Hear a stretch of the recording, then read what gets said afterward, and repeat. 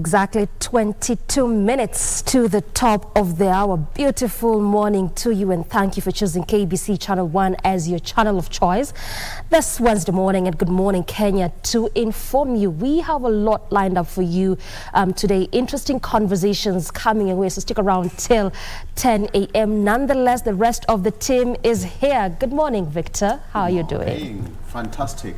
After a day just after the president promised to clean up KEMSA, now the president has also made some changes in the health sector just to cure what is ailing the health department. Several PSs were reshuffled and now begging question that what is actually ailing KEMSA. The president is on that. We have got so much more to talk about, including take a look at what we have on our local dailies later on in the program. Karibu sana to the show. I'm Victor Lo Ramaguko. Yes, and we're coming to you live from the broadcasting house here in Nairobi, Kenya. Streaming live also. Remember to check us out. The hashtag is Good Morning Kenya. Our handles are all up and running at Victor Lo, at Dorina Range, at Ram Maguko, and at Ray Manyara. This is Good Morning Kenya. Thank you so much for tuning in. Today also in our conversation, we shall be taking a look at the state of education. And in particular, we shall be focusing on University of Embu. Also, it's World Donkey Day. What is this all about? Stick around for that and much more coming up your way. My name is Ram Maguko. Thank you for choosing KBC, your #1 channel of choice this fine Wednesday morning. Regina. Well, speaking after Ramwell, you need to match that level of energy, and that is all we are about, especially every morning. That is from 6:30 all the way to 10 a.m. Now, we have a new spy master. What am I talking about is that President William Ruto nominated the Director of Public Prosecution, Nudin Haji, as the new Director General of the National Intelligence Service. These are some of the stories we're going to be keeping a close watch on regard to exactly what this change of guard and NIS has to do with matters of security. We are also going to be keeping tabs on the Shaka Hola tragedy, where as of yesterday, official records indicate that 211 persons perished in that particular tragedy. Good morning, I'm Regina Manyara. We are going to be speaking news in not too long, and we welcome your feedback. Just as Ram mentioned, our various Twitter handles, especially on individual capacities, are up and running. Be sure to tweet us and tell us where you're watching this particular live broadcast from, and what are your expectations ahead of the budget that is set to be presented to the National Assembly on June 8th. Just 2 days ago, we had April review upwards the fuel prices that are going to, be in place for the next 30 days. And as a result, we had the Matatu Owners Association coming out and saying that transport costs are going to go up. On social media platforms, conversation was around the cost of sugar. Quick question. When last did you buy a 2-kilogram pack of sugar, and how much was it? Our Twitter handle at KBC Channel 1. Mine is at Ray Manyara. We have at Victor Olo, at Ram Aguko, and at Doreen Arange. We'll take a quick breather. We'll be back with news.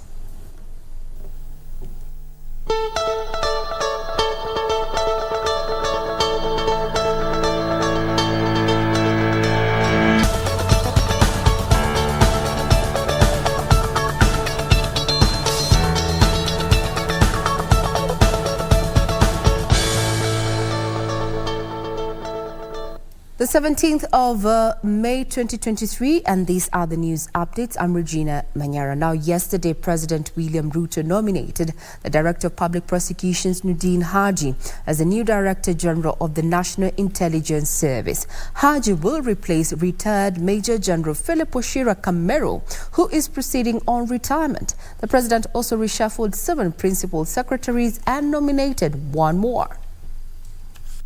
Nudin Haji returns to the National Intelligence Service after a 6-year service as Director of Public Prosecutions. Before being the DPP, Haji was the Deputy Director of the Counter Organized Crime Unit within the National Intelligence Service. He holds a Bachelor of Laws and Master's degree from the University of Wales, Cardiff. He also has a second master's degree in national security policy with merit from the Australian National University. He will replace retired Major General Philip Washira Kameru, who is proceeding on retirement. The president also reshuffled 7 principal secretaries. Esther Ngero, the PS for Performance Management in the Office of the Prime Cabinet, has been reassigned to Correctional Services in the Ministry of Interior and National Administration. She'll be replaced by Faith Njeri Harrison. Engineer Peter Kiplagat moves from Medical Services in the Ministry of Health to Sports in the Ministry of Youth Affairs, Arts and Sports. Jonathan Mueke moves from Sports to the Ministry of Agriculture and Livestock Development in charge of livestock. Ephantas Kimani shifts from Forestry in the Ministry of Environment, Climate Change and Forestry to Irrigation in the Ministry of Water, Sanitation and Irrigation. Hari Kimtai moves from Livestock in the Ministry of Agriculture and Livestock Development to Medical Services in the Ministry of Health. The PS for Irrigation, Gitonga Mugambi, moves to the Ministry of Environment, Climate Change and Forestry to take charge of forestry affairs. Correctional Services PS Mary Mudhoni has been nominated to the Ministry of Health as PS for Public Health and Professional Standards.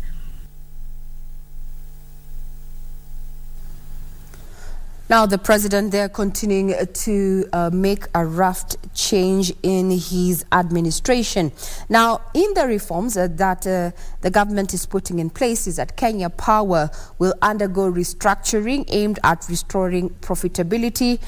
The water and health sector will also go through a series of changes. Now, the cabinet has agreed to ensure the prudent utilization of public resources. Tess Mutai has more details. President William Ruto has emphasized integrity and vigilance within government ministries and departments. He issued a stern warning against corruption and wastage in the provision of services to the people. He was speaking at the 5th cabinet meeting at State House, Nairobi. Meanwhile, the cabinet has approved a restructuring of Kenya Power's balance sheet aiming to restore profitability. The new plan focuses on enhancing the company's financial sustainability, particularly by addressing loan balances and the liquidity gap. The reforms will include the readjusting of the board to reflect its shareholding.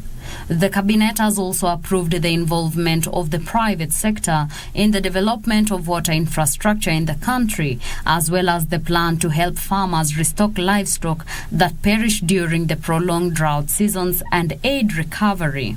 The cabinet further approved a commitment with World Health Organization to make Kenya a regional emergency hub in Nairobi.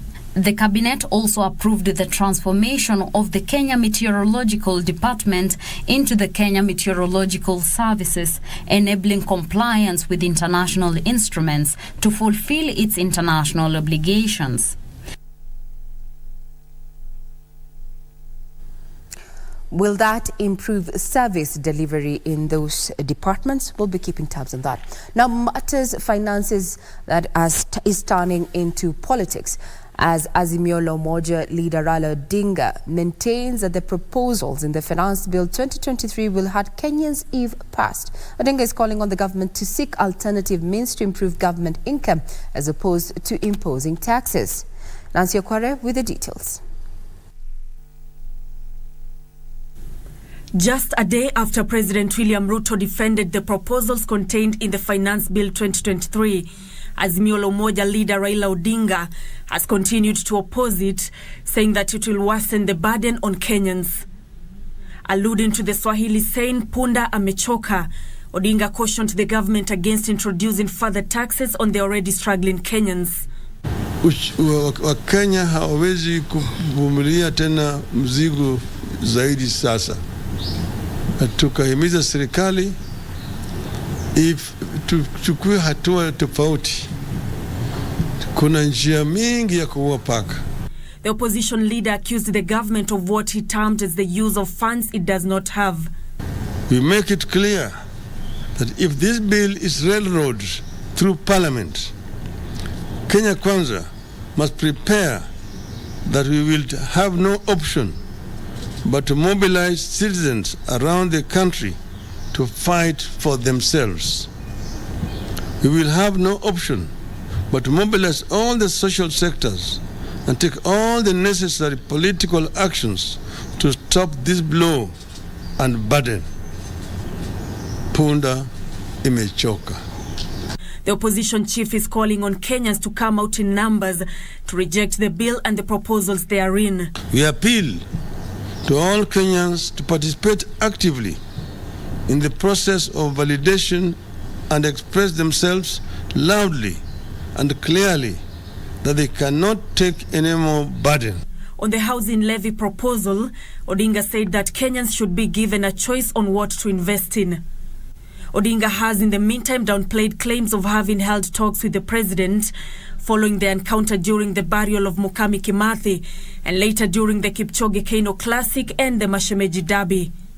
We just met there as a chance and the pictures were taken.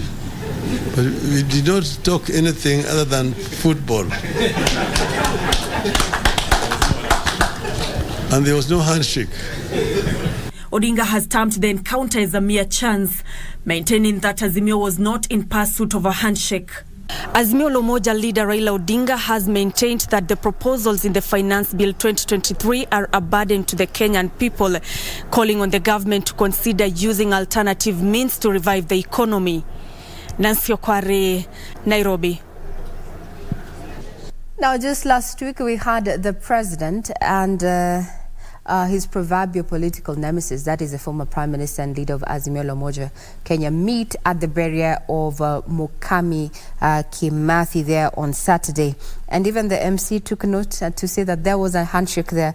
But now, even after the photos that emerged during that particular derby, Raila Odinga there confirming that there were no conversations. But yesterday, that is Monday night, hours after deliberations of the committee tasked with addressing issues affecting Kenyans, have unanimously agreed to have the talk anchored on parliamentary and extra parliamentary framework, signaling the beginning of the bipartisan talks on issues raised by Kenya Kwanza and Azimio la Umoja. After days of deliberations on the framework the bipartisan talks should take, the Joint Committee on Monday night finally settled on parliamentary and non-parliamentary frameworks as the basis on which the talks should be held, ending weeks of deliberations on what framework to pick. Azimio la Umoja coalition now wants the committee to prioritize issues affecting Kenyans. We've received a progress report from our team, and they're saying that they've made some progress. They're going to continue next week. There are issues which are very critical, which we gave a deadline of 30 days. That those within 30 days, you must have a solution. This includes the cost of living, the cost of essential commodities like unga, oil, cooking oil, the price of electricity, school fees, and so on. In the next 30 days, Odinga also wants the committee to address electoral issues as well as political party discipline. The committee, which took a break to brief their respective coalition leaderships on the progress, will on Wednesday resume engagements.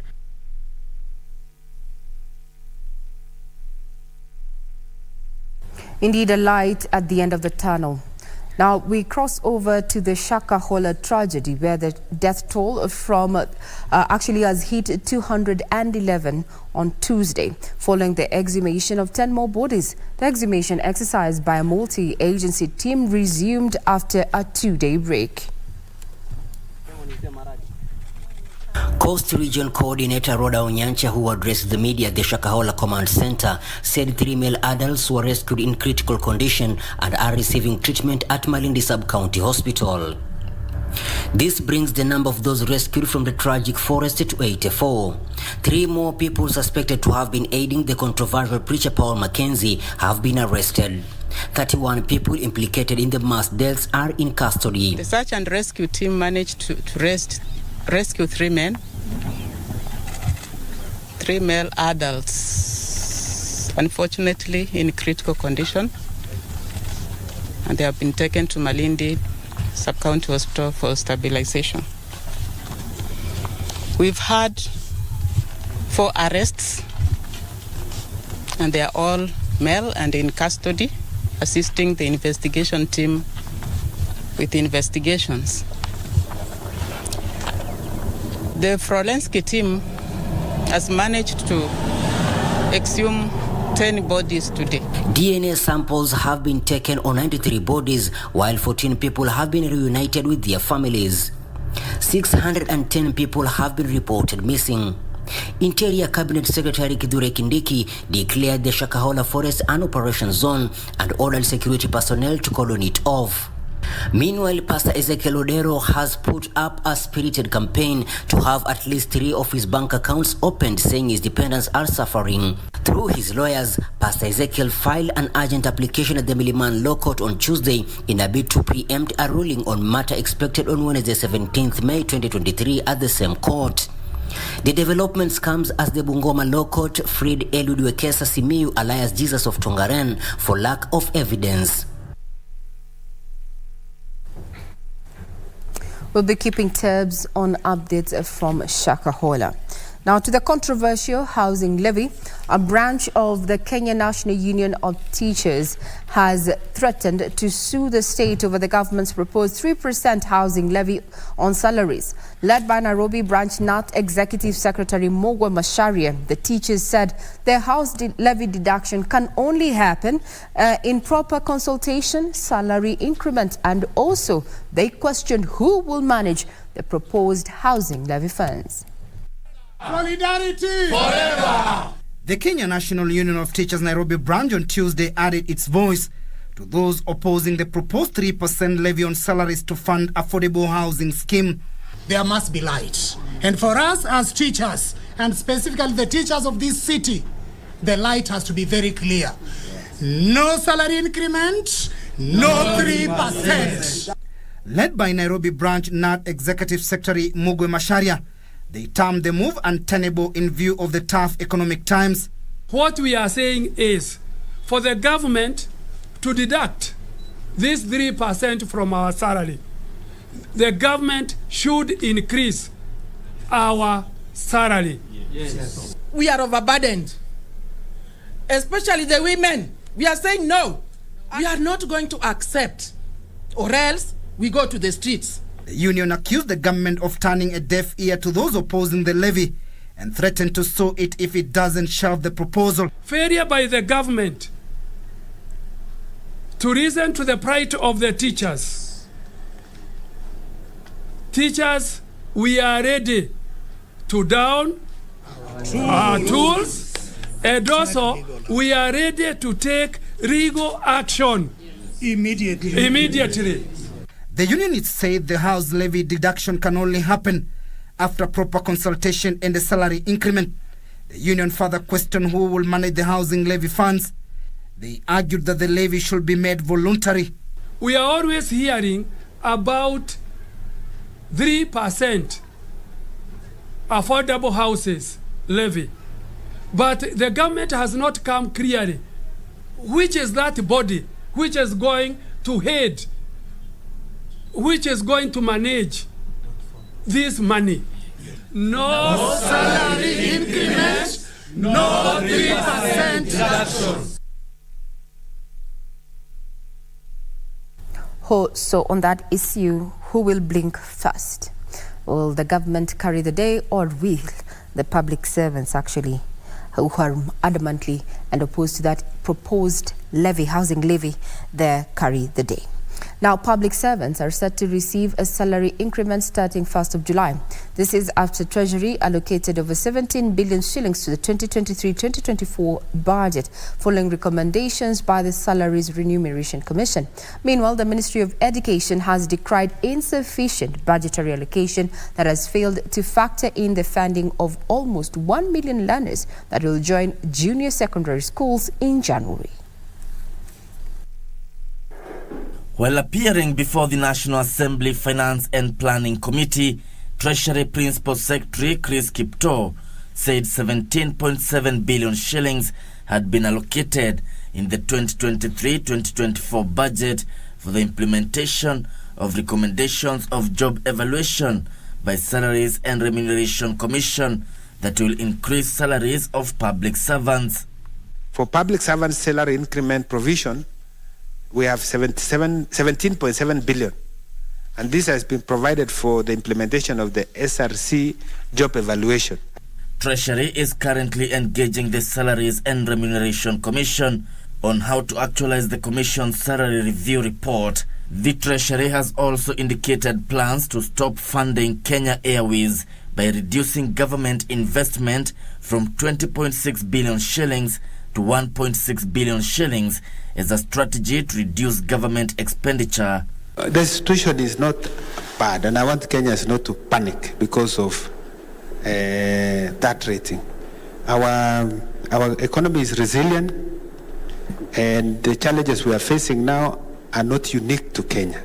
Meanwhile, the Education Ministry is warning the proposed budgetary allocation for day secondary schools and junior secondary schools is inadequate.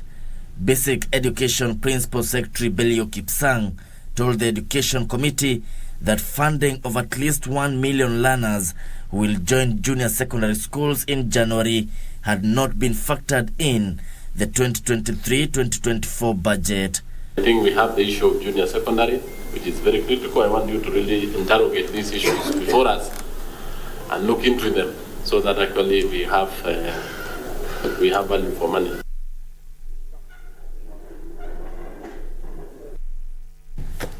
In the headlines, takes a quick breather. We'll be right back.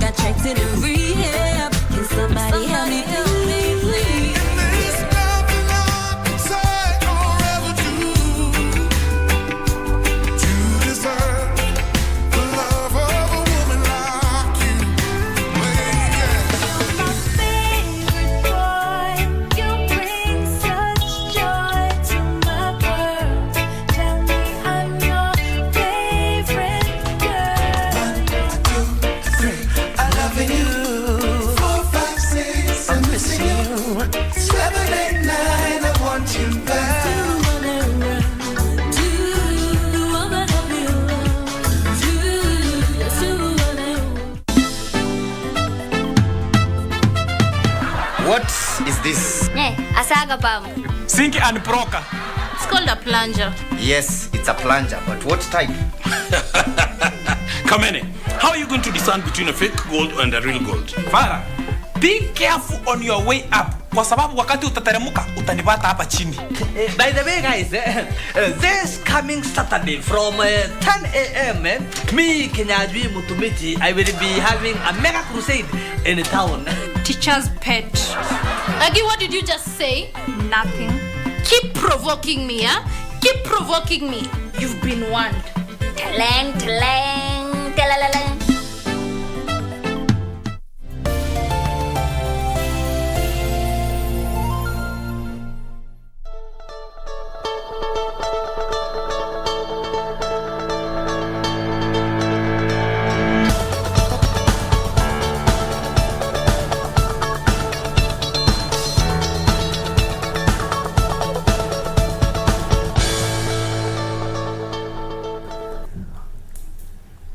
Good morning. This is In the Headlines and I am Regina Manyara. Now we speak business. Now, if a bill being proposed by the State Department for Livestock is enacted into law, livestock farmers will be required to engage professionals for breeding of their animals. Livestock Principal Secretary Harry Kimtai says the bill aims to regulate training, registration and animal production professionals. Livestock value chain has been infiltrated by unqualified service providers who operate freely due to limited regulatory policies and in-service provisions, contributing to a lack of animal welfare standards.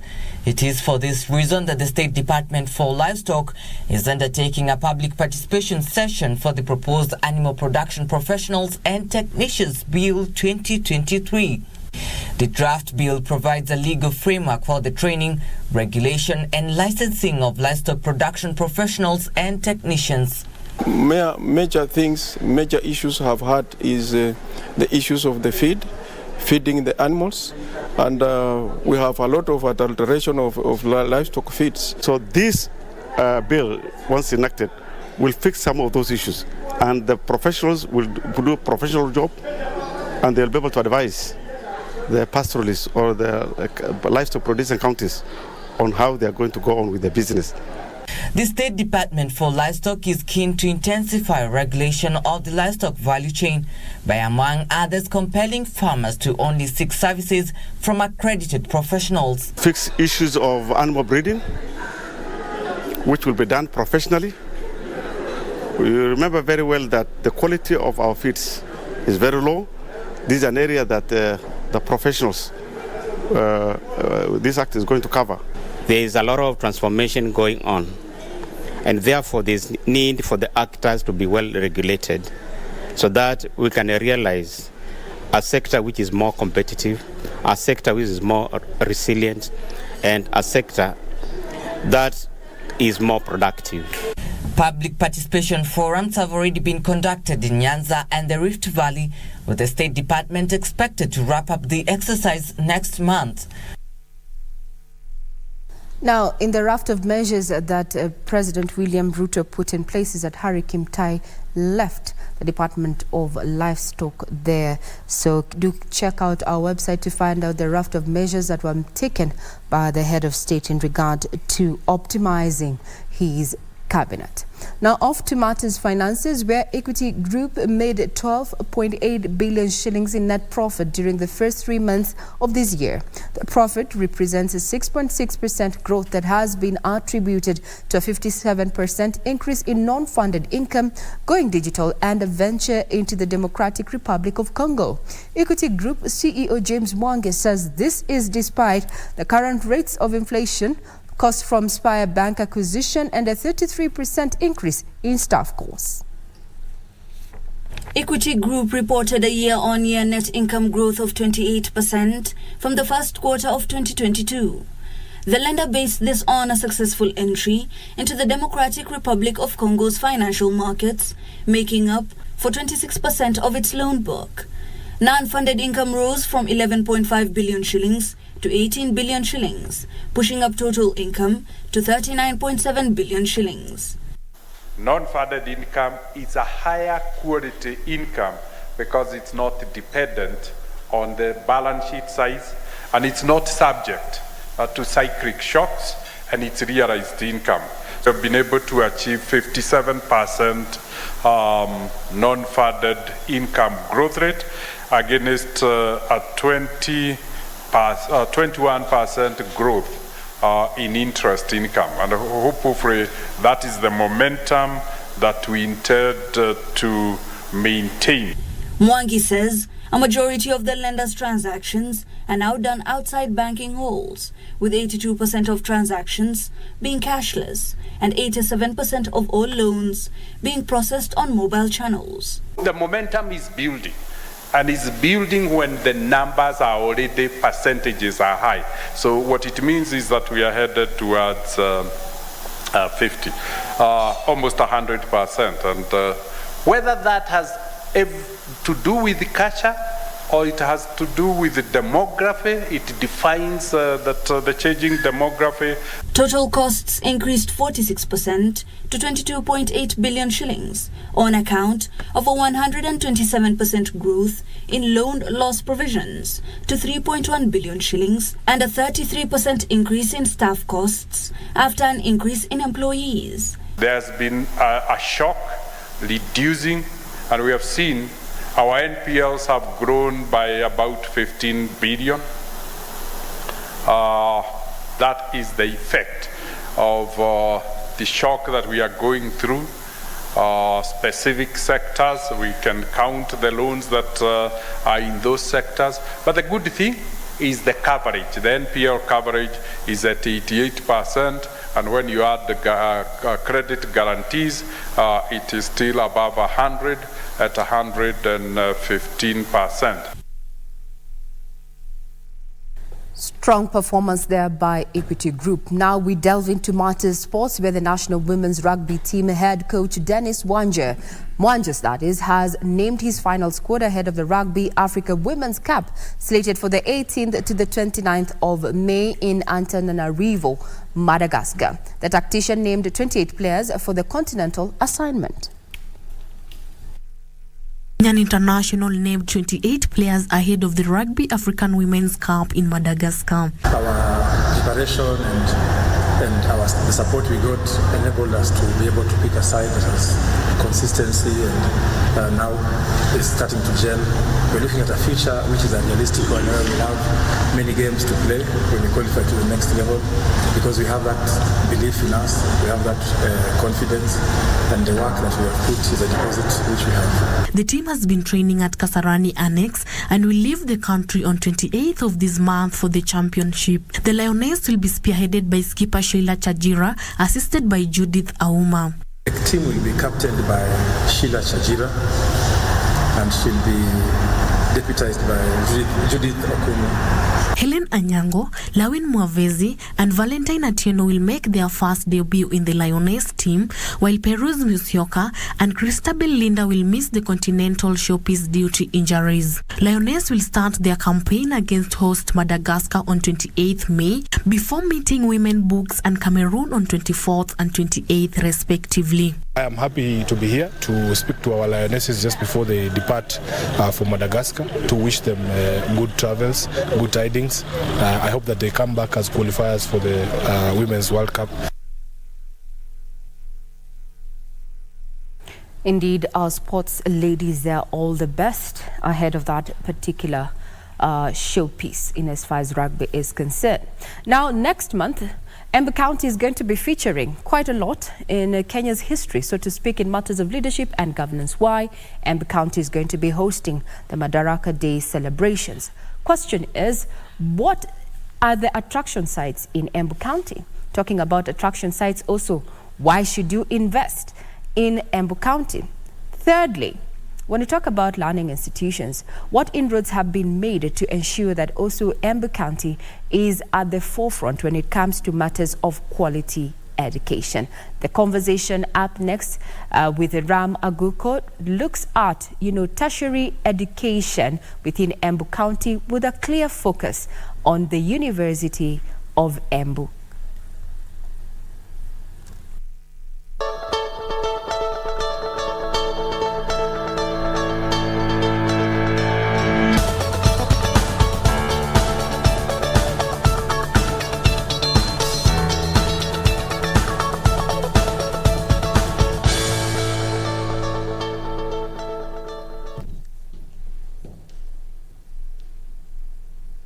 All right, thank you so much for sticking with us. We continue with this conversation. This is still Good Morning Kenya.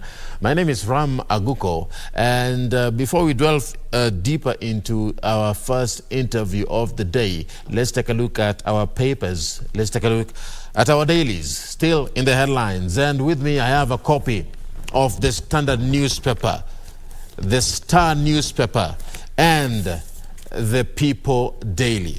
Let's take a look at the front page of the Standard newspaper. And on the front page of the Standard, Ruto's new spy master, that's on the front page. Ruto's new spy master. On this particular end there, on the top right corner of this particular paper, is the image of the NIS Director General nominee.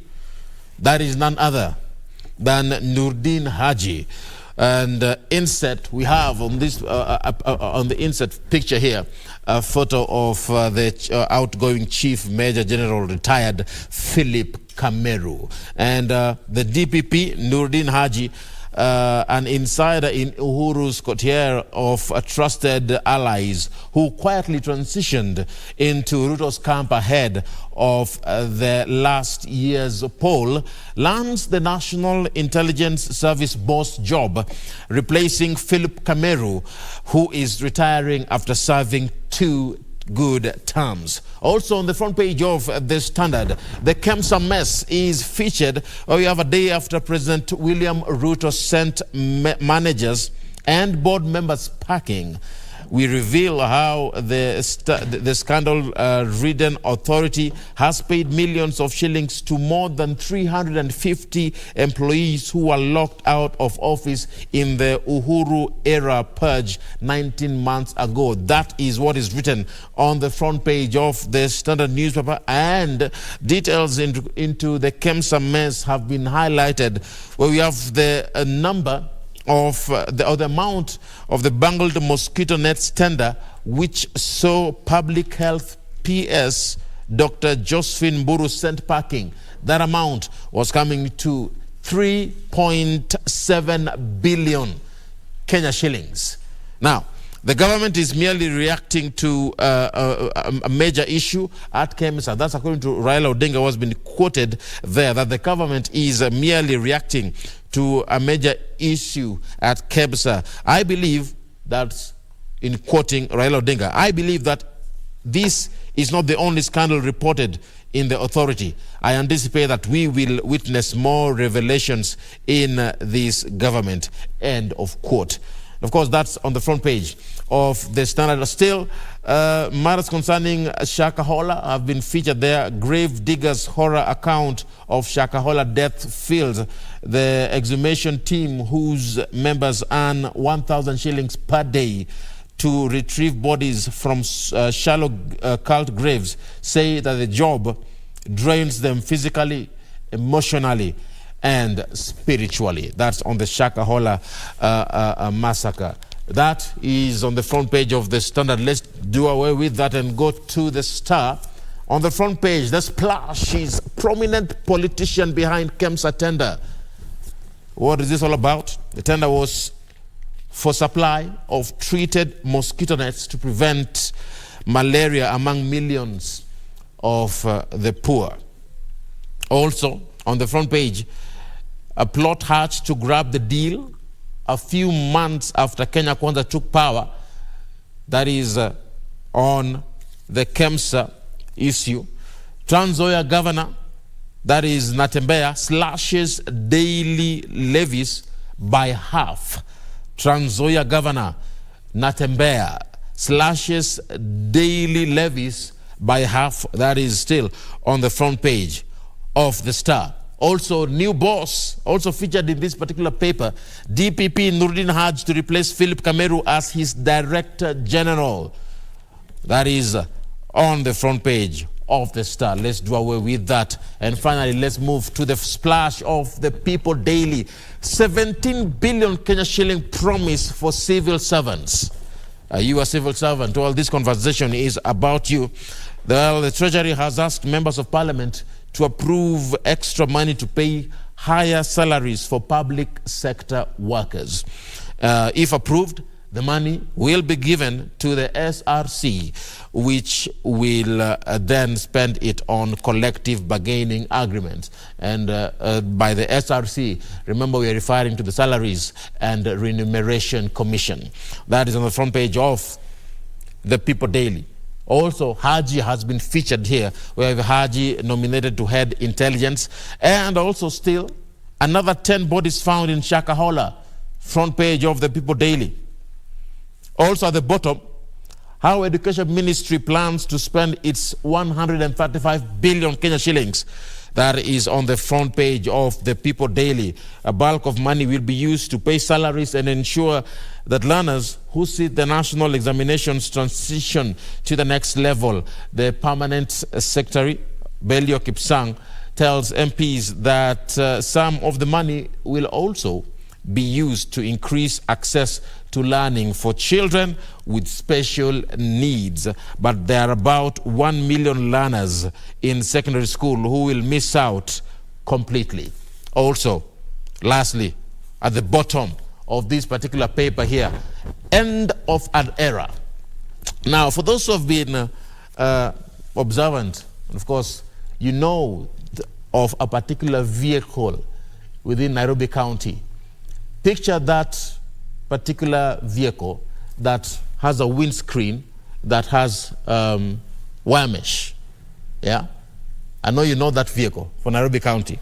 Well, it's an end of an era as the sun sets on the Kanjo tracks.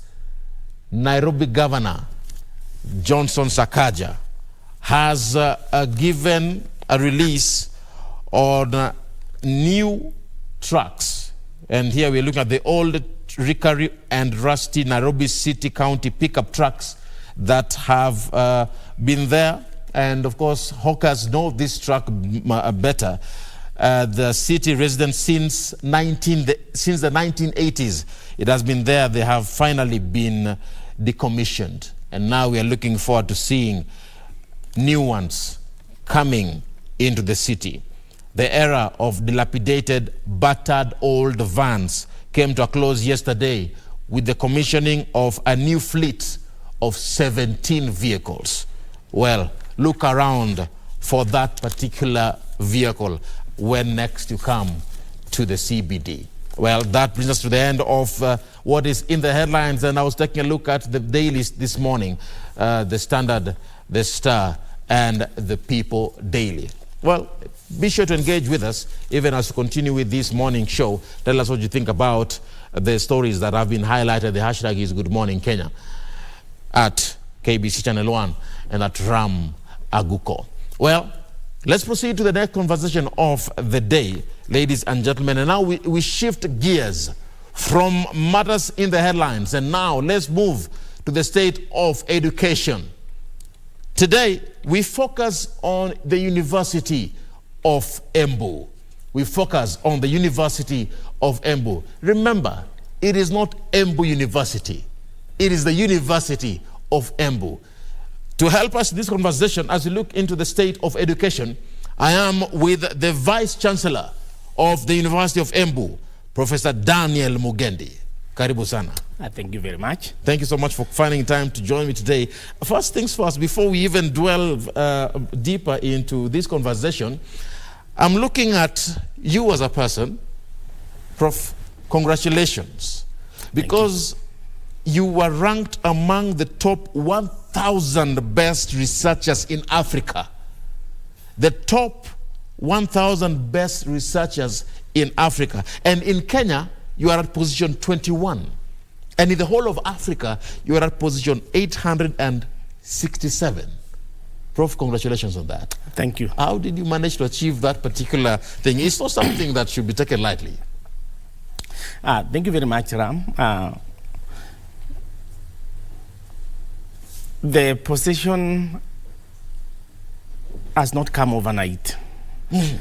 I've been a researcher for many, many years now. And indeed, what you see there is an accumulation of many things that have happened, a lot of research that I've done even in the past, the papers that we've authored and co-authored. So it's something that has a track record on its own. Of course, of late, now being the Vice Chancellor, I may not be able to do a lot of active research like I did in yesteryears, but I'm still active in research. Right now, I have 1 or 2 projects that are ongoing that I'm undertaking still as a Vice Chancellor. I'm supervising students. I'm also writing papers.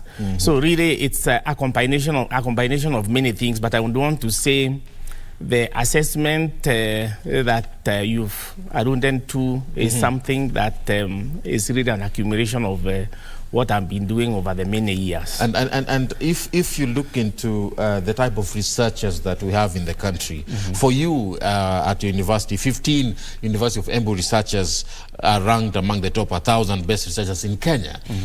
Look at the state of research in the country. Are we at par? When you look at the knowledge that is being sought for out here, do we have quality researchers? And true to your point here, University of Embu is trying to take us to the global perspective. Yeah. Thank you very much. Yes, I would say we have top-notch researchers here in the country, and even those at the University of Embu. Indeed, what we lack most of the time is resources to be able to put in place and to be able to do what we need to do. But in terms of training, we are very good researchers in this country that can compare and parallel any other researchers all over the world. And I would say that we have researchers that are top notch. The issues are really sometimes is the funding, assessing research money on grants to be able to do what those researchers are best at doing is what is normally a challenge. Yes. And how do you manage to go around all those challenges that pertain to research? Of course, when you look at the funding, even here in Kenya itself, the government will need to put more research, more funds into research. Yes. When you look at the developed countries, you find that those countries commit a lot of their resources into research.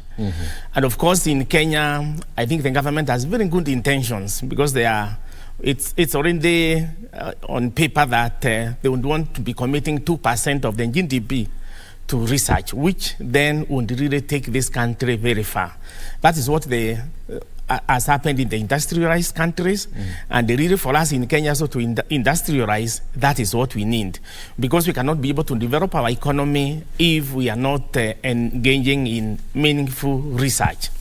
So funding has been an issue, and therefore most of the researchers here in Kenya will only be able to gain access to research funds for funds that come externally or from external donors. And indeed, that's what has been happening. Like recently, one of my researchers at the university won a huge grant that is supported through the government of Germany or the Development Corporation of Germany. That is about 110 million Kenya shillings. Wow. So, of course, this is a research that will go a long way in helping this country a lot. But again, if we can be able to access grants of that magnitude, and if our government is also able to fund, then you realize that we can do a lot in terms of developing research and research outputs here in this country. And you know, someone may wonder, why would we start from that particular angle? Why would we start from that particular length? Well, research is what builds the reputation that somebody holds. Exactly. Knowledge is what builds your reputation. Yes. And the University of Embu has been able to have that particular reputation built through research and knowledge. Capacity building has been put there. Now let's bring it back a bit and start with acknowledging first you did not start yesterday. This is a journey that has taken so many years. Back then, when you were still Embu Institute of Agriculture, let's talk about the beginning. Just a brief about the University of Embu that we now see today. Okay. A brief history of how you came to be the top-notch university of choice in the country. Thank you very much. University of Embu is located approximately 130 kilometers northeast of Nairobi City, where we are. It's about 2 hours drive on very good all-weather road. And it's sitting right on the eastern slopes of Mount Kenya. The weather there is very beautiful, very serene. It's a place that everyone would want to be in. So it's that's where we are located, and the university only came into being about 10 years ago, from around 2012. Before then, the place where the university occupies now was occupied by a college that was referred to as East College. That is Embu Agricultural Staff Training College.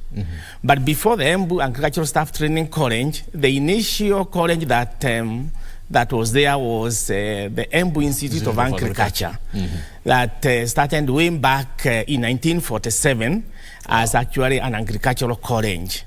Then later on, after independence, it was renamed Embu Institute of Agriculture, that then was training junior extension research officers. And this happened until 1990, when that stopped, and then the college then converted to East College, Embu Agricultural Staff Training College, that then was doing retouring courses or refresher courses for those employees who are civil servants, and especially those in the Ministry of Agriculture.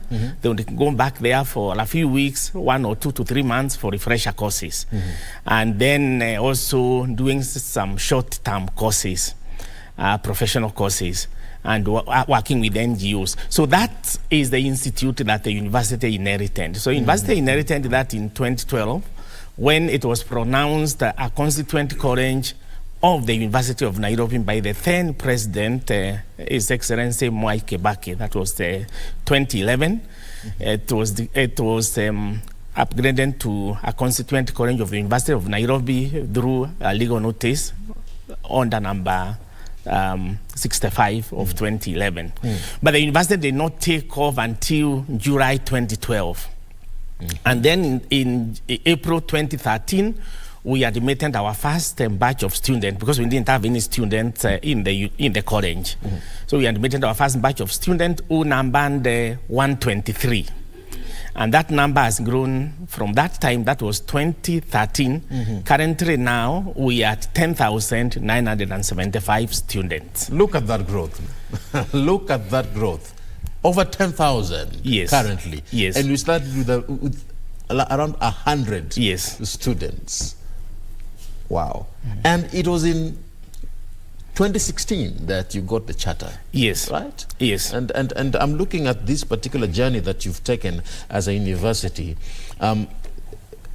What are some of those things that you look back and you say, wow, this was surely something memorable that has stuck in your head today? When you think about it, as a professor, you're like, I'm proud of myself.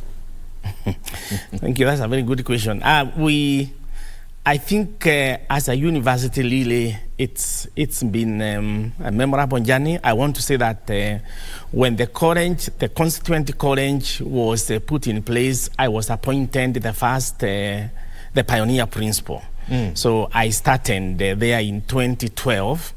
I think I was one of the first employees. Then immediately the constituent college was put in place. Yes. And therefore I started the journey of transforming the college into a fully-fledged university. And I want to say that for the first 4 years since we started, the University of Nairobi mentored us very well, because that time we were under the mentorship of University of Nairobi. And that's why then we were able to get our charter in 4 years. In 2016, we were ready to be chartered to become a fully-fledged university. But I want to say that I think for me, what has been most memorable is to see the transformation that the college went through to become a fully-fledged university, and where we are now. And then also seeing the way the university has transformed the face of Embu town. In fact, now if you come there, really you feel the presence of the university. I have witnessed all this, and to me, this has been a life changer for me, and I'm very, very proud of what we have been able to do and to accomplish at Embu and also at the university. Wow. And of course, it's very important for us to note, Prof, that currently the university has 6 schools. I was so glad when I was doing my background check on the University of Embu. I was so proud to see that actually Embu County as a whole has a gem. You have a diamond within yourself. I want us to take a short break, Prof, and then we'll be back. I want us to look at the challenges faced within the education sector and challenges that the university education sector is facing in the country and how we've managed to beat throughout this time. All right? Okay. Let's take a short break. We'll be back in a bit. Keep it KBC.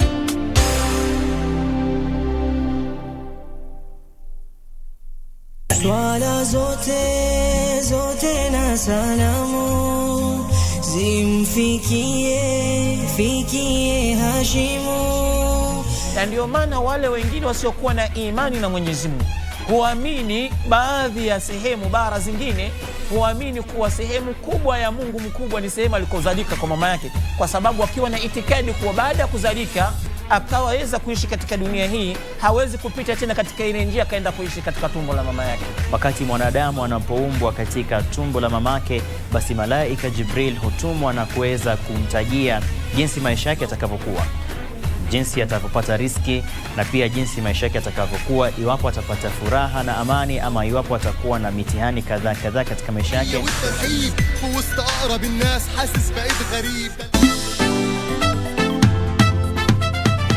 What is this? A saga bomb. Sink and broker. It's called a plunger. Yes, it's a plunger, but what type? Kamene, how are you going to discern between a fake gold and a real gold? Farah, be careful on your way up, kwa sababu wakati utateremuka utanipata hapa chini. By the way, guys, this coming Saturday from 10 a.m. Me, Kenyajwi Mutumiti, I will be having a mega crusade in the town. Teacher's pet. Agi, what did you just say? Nothing. Keep provoking me, huh? Keep provoking me. You've been warned. Talang, talang, talalalang.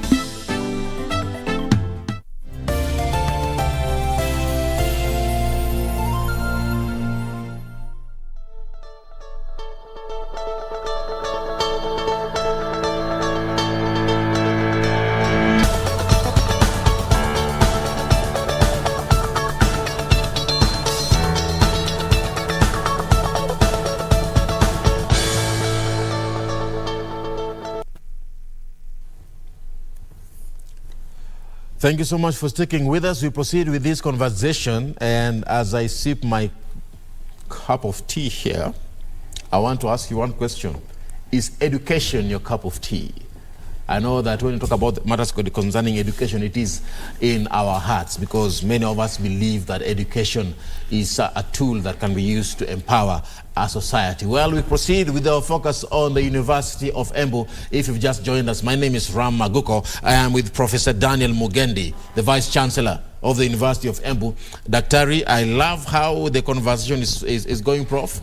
And I want us to move and talk about some of the challenges that we are facing, in particular, the university education sector in the country. What are some of those things that you've managed to pick out that have been a thorn in the flesh, especially for you? The issues that have really been a challenge as far as the university and education is concerned here in the country, especially issues to deal with the funding. Yes. I think for a long time now, it's a common knowledge that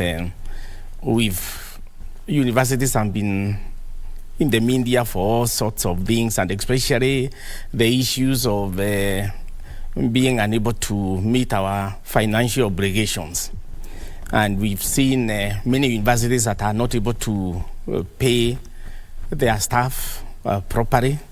Others are not able to meet the obligations as far as their suppliers are concerned, to pay the statutory deductions. We have some have the issues with the KERA because we are not able to pay the taxes. NSSF, NHIF, where we have SACCOs, deductions, remittances into those SACCOs, pension, remitting pension, and we have had all sorts of discussions as to what has caused this, but it's something that we've really discussed for the last 2 or so years, and the issue principally has been the underfunding from the exchequer. As you know, public universities are really government entities. They are institutions that are set up to provide services, so they have to depend on the exchequer to be able to function properly. And for the last couple of years, we have had a huge funding deficit. For a long time, we've been using what we call the differentiated unit cost, which then looks at each program and the cost of each program in the university, and then indicates what is the optimum level of funding to be able to run those programs in the university. And the government then adopted that model of funding. And when you look at it, then for what each university was supposed to get and what the government was giving us, there was a big variance. And as of now, as we speak, when you consider the last 5 years since we adopted the DUC funding, we have a funding shortfall of about 160 billion that the government ought to have given the universities, and it was not given. This is what has been causing all the challenges that the universities have been facing, because then the universities have not been able to get enough capitation to be able to do what they need to do. But then, Prof, how do you keep things afloat? How do you manage to ensure that we have day-to-day running of university agenda? That is now where the challenge has been, because trying to keep the university running with such a huge underfunding has been a big problem. It's a big challenge. It's a big challenge. And that's why then most of the universities have resorted in these survival mechanisms where they then end up paying only the net salary, and they are not remitting those other remittances where they are required, just as a way of keeping the institution afloat. But I want to say that we are very, very thankful that the government has now changed that funding model. Starting from next financial year, we are moving now into a new model that is now being discussed all over. But we believe as universities, this is really going to give us the relief that we have been looking for. Because now the government has asked us to cost the program as it is, and then we now go in and let's make sure that whichever child is assessing that program, the program is paying, the cost of the program is fully paid for.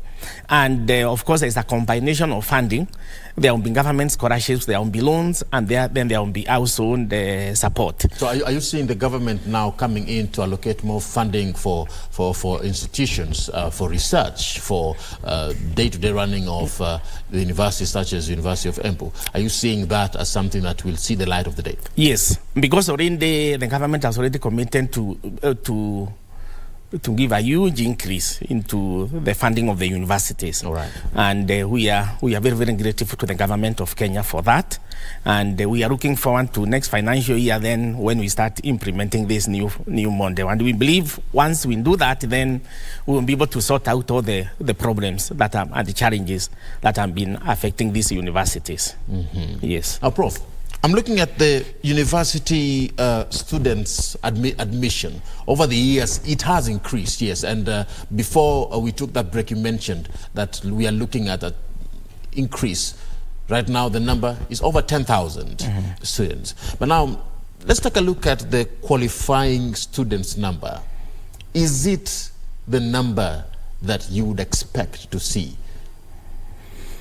I would, yes, I would want to say that if you remember what was happening way back up to around 2016, yes. By around 2016, the number that was getting about C plus and above was way about 165,000. Yes.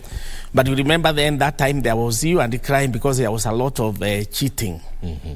And the government moved in with the resolve to try and seal all the loopholes that were leading into stealing of exams and the leakage of exams. And then you remember that number dropped from, the year that followed, dropped from 165 to only those who qualified with the C plus were about 68. Mm-hmm. But then from that time, this number has been steadily growing. And right now, the ones that qualified to join university this year, that is the 2022 cohort, was 173,000. Yeah. But however, when you look at all the declared capacities, both in the public and private universities, the declared capacities are still higher than that. Because in the public universities, the declared capacities for first years is well over 200,000. It's about 200,000. And now I'm looking into how the numbers have changed over the few years that you've mentioned. Now, there was this conversation in Parliament about whether we should have another qualifying exam as a prerequisite towards university entry. Do you feel it's important that even on top of the Kenya Certificate of Secondary Education examinations that are done, do we need to have yet another entry examination that is a prerequisite towards joining a particular university, like the University of Embu? I wouldn't think we need yet another national examination like KSCSE or KCPE, because I think the challenge that we've been facing and the tendency wanting to steal or to cheat in examination is because of those one-point exams. And therefore the student knows that if I don't do well in this exam, then my future is determined by how well or how badly I perform in this exam. Yes. So sometimes then the temptation to steal or cheat is too high. I think around the CBC is going to sort us out. Because as you know, CBC is not a one-point testing. It's something that is summative. It will trace how the student has been performing all through. And to me, really, I think once we have CBC in place, then it will not be an issue. And as you know, the way if we will be able to implement it properly the way it's supposed to be done, any student can get to the university and they can go to whatever height they want to get to, depending on their chosen path. So then national examinations like we have today then will no longer be an emphasis, because then it is how this student has been performing that will determine what they will go to the university to do. Yes. And these will thereby have a ripple effect on the quality of education that is there in the country, because when we have well-educated students, they will give quality services once they graduate from the university. Exactly. Correct? Exactly. Even so, there has been this conversation about the type of graduates we get. Do we have those who have actually graduated from university that have actually gotten or acquired the skills that they need once they enter into the workforce? There has been that conversation. Are our students ready to enter the corporate world? And are they qualified? Have they been heated up like gold so that they are well equipped? Yes, thank you. That has been an ongoing debate. And the question has been, are the students or the graduates that we are releasing from our universities fully baked? Yes. And I would say it's a conversation, because again, it depends with what programs you are looking at, which universities you are looking at. And indeed, the players in the market, especially in the industries, sometimes have complained that the graduates they are getting are not ready for the job market. So they have to take some more time to train or retrain them to be able to fit in the job market situations. But what I would want to say is that depending on the curricula that are being followed in the different universities, a majority of the universities are doing their even best. But I think there has been a disconnect in that the market players, the industries, sometimes have not been part and parcel of the curricula. All right. So they are not involved. If, for example, we are training a HR expert in the university, and we take them through theory, they will get a stint to go to have an attachment in one of those organizations for about 3 months. That is still not enough. I think what we are looking at is where then the players in the industry get also involved in the training, so that then it is like one continuous conveyor belt. Exactly. So that by the time the students are leaving the university, they are very well prepared for the job market. Because they have been interacting with these things while they were still in school. Exactly. But the fact that maybe that may not be happening now does not necessarily mean that we are producing half-baked graduates. It's only that sometimes the skills don't match too well. But since these are very well-trained graduates, when they get into the job market, then they are able to adjust very quickly. Maybe sometimes they go through that training for 1 or 2 or 3 months, and they are able to produce and perform very well. But we are looking at this where then we are able to work with the industries and be able to produce better graduates for the industries. All right. Yes. Let's go home to Embu. You're talking about working with people. How is the University of Embu working with its community around the area where it's situated, or within Embu County? Yes. Yeah, that's a very important question, and that then defines our existence. As a university in the community. Because people cannot recognize you. Yes. You're of no value. If, for example, you went to a neighbor there and asked them, if we close this university, or if we then with this university, is it going to affect you? Exactly. What would you say? If the neighbor said it can go, we don't know what even it does, then you know you have no consequence. But I want to say that the University of Embu, we have been very deliberate in the way we do our things.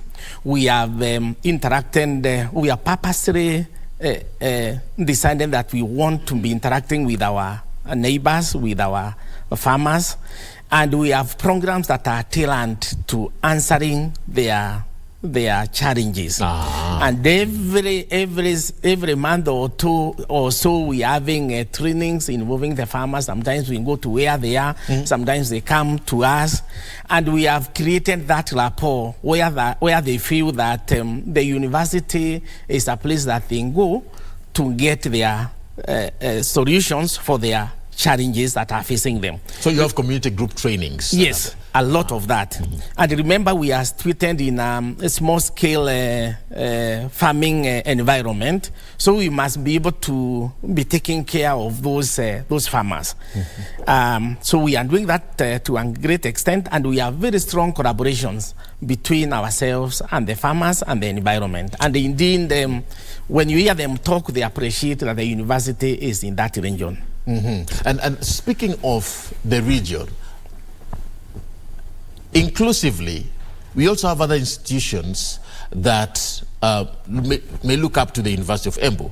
And in particular, I'm looking at secondary education, secondary school students. How are you interacting with the secondary school students so that they can say that, you know what, when I'm done with this school, that is the university of choice? Yeah, thank you.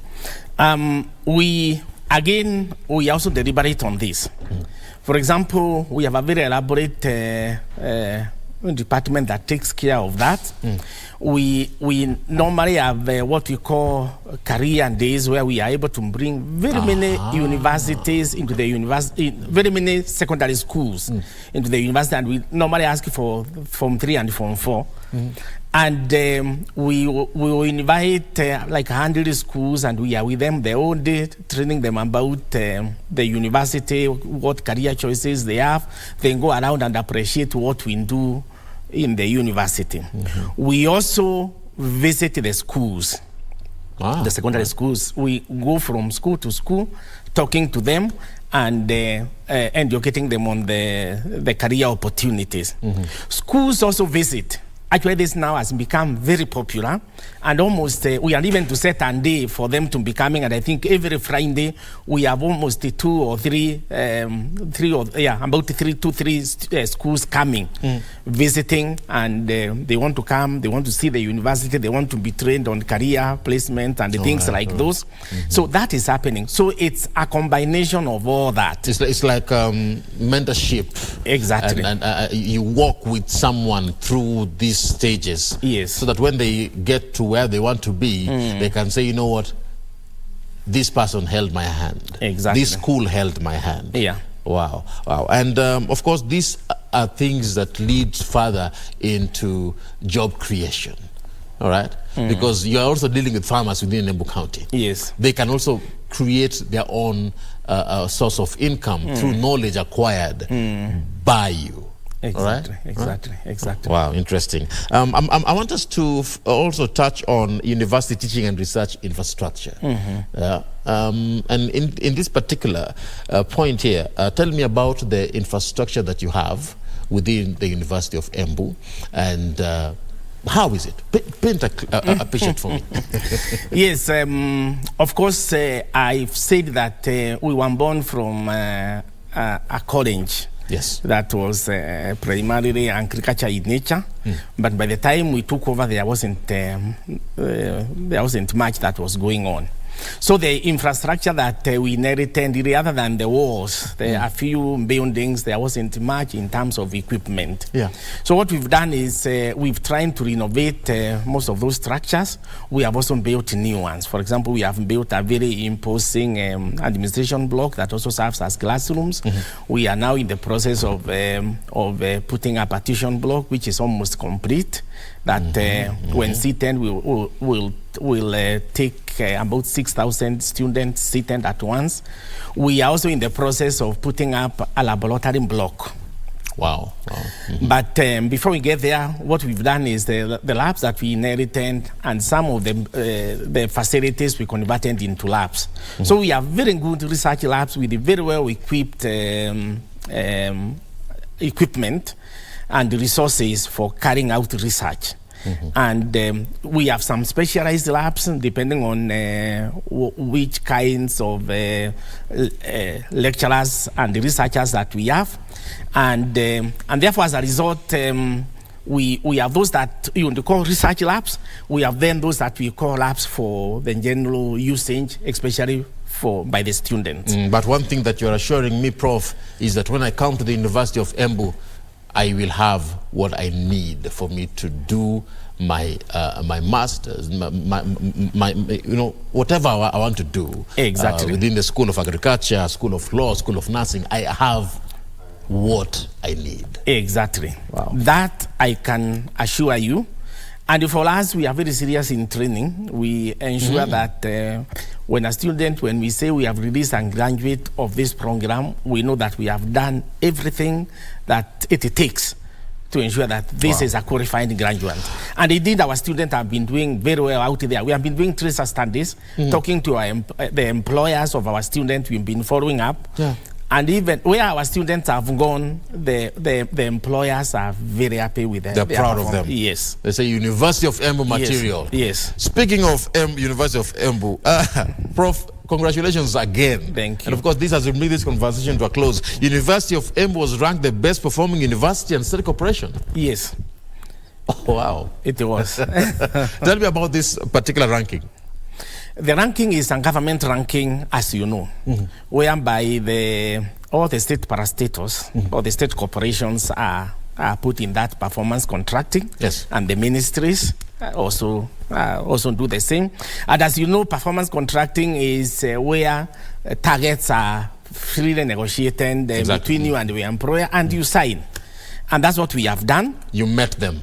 We met them, and not only did we meet them, but we exceeded, and especially in areas of our core mandate. And I want to say that the performance of the University of Embu has not just come as one thing. We have been in, like you know, because also KBC is a government parastatal, and I'm sure you also go through this. All right. We have been in the excellent category since 2014, 2015. Okay. And 2019, 2020, we were again the best performing state corporation. It's only 2020, 2021 when we were number 2. And then 2021, 2022, again we jumped back and they took the first position as the best performing parastatal and also the best public university. Congratulations, Prof. Thank you. And of course, it is on that note that we bring this conversation to a close. We are focusing on the University of Embu. That is, ladies and gentlemen, the Vice Chancellor of the University of Embu, Professor Daniel Mugendi. Prof, thank you so much for coming. I wish you the best. Keep doing what you're doing. Thank you. Keep producing world-class standards. Thank you. All right. Knowledge transforms. Thank you. That's our motto. That's your motto. Yes. And let's take a short break. We'll be back with more right here on KBC Channel 1. This has been Focus on the University of Embu. My name is Ram Maguko. This is Good Morning Kenya.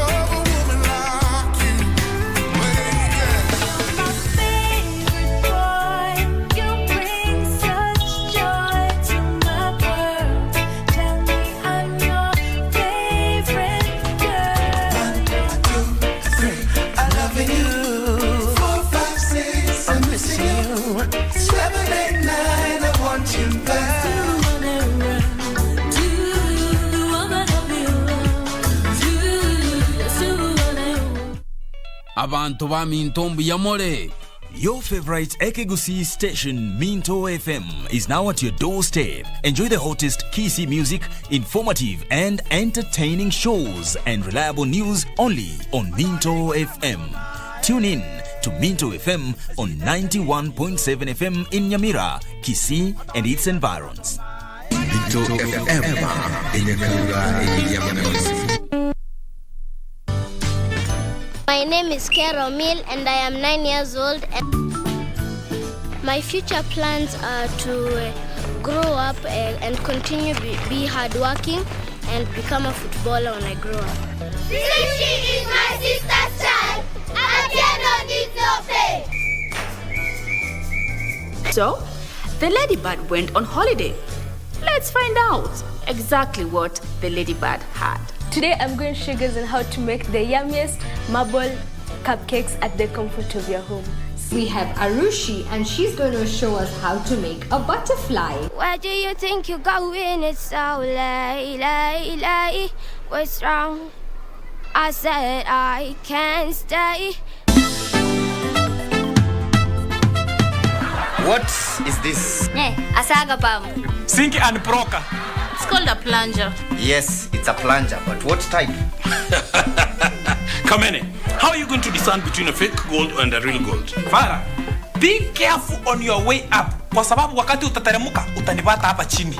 By the way, guys, this coming Saturday from 10 a.m., me, Kenyajwi Mutumiti, I will be having a mega crusade in the town. Teacher's pet. Agi, what did you just say? Nothing. Keep provoking me, huh? Keep provoking me. You've been warned. Telang, telang, telalalang.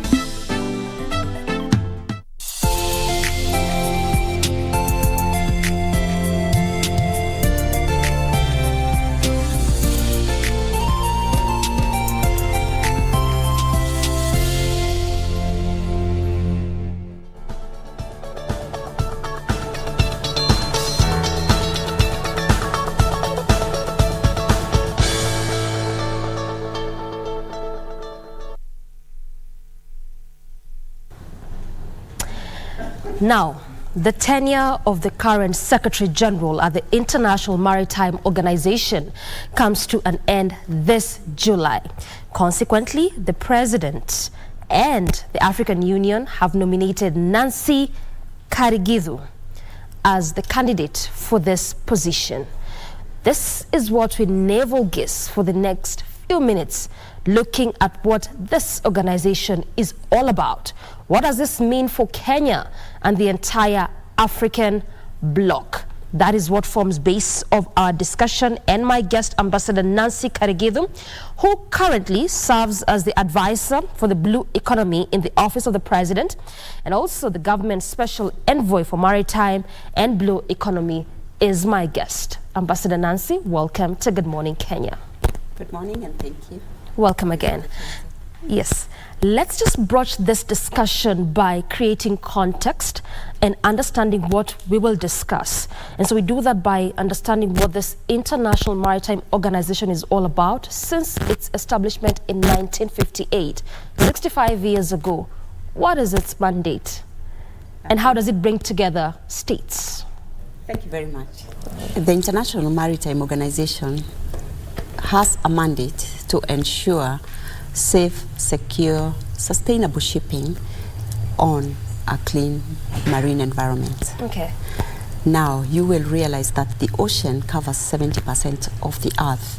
And before the organization was formed, there were no standards for managing and ensuring the safety of shipping because it was left to individual ship owners and we had major accidents, and therefore there was need to bring the international maritime community together in a forum where they would be able to discuss and agree on the minimum standards on the issues surrounding the safety of the ship, the safety of the seafarers, the cargo, and most important, the standards that would ensure that the ships operated without causing damage, because we want to ensure sustainability of the oceans. I hear you. The oceans cover 70% of the Earth's surface and is responsible for more than 80% of our biodiversity. So they need to ensure that the space is well used, but also, of course, with a view to sustainability for the future generation becomes very important. Now, since IMO was formed, it has a membership today of 175 states. Kenya joined in 1973.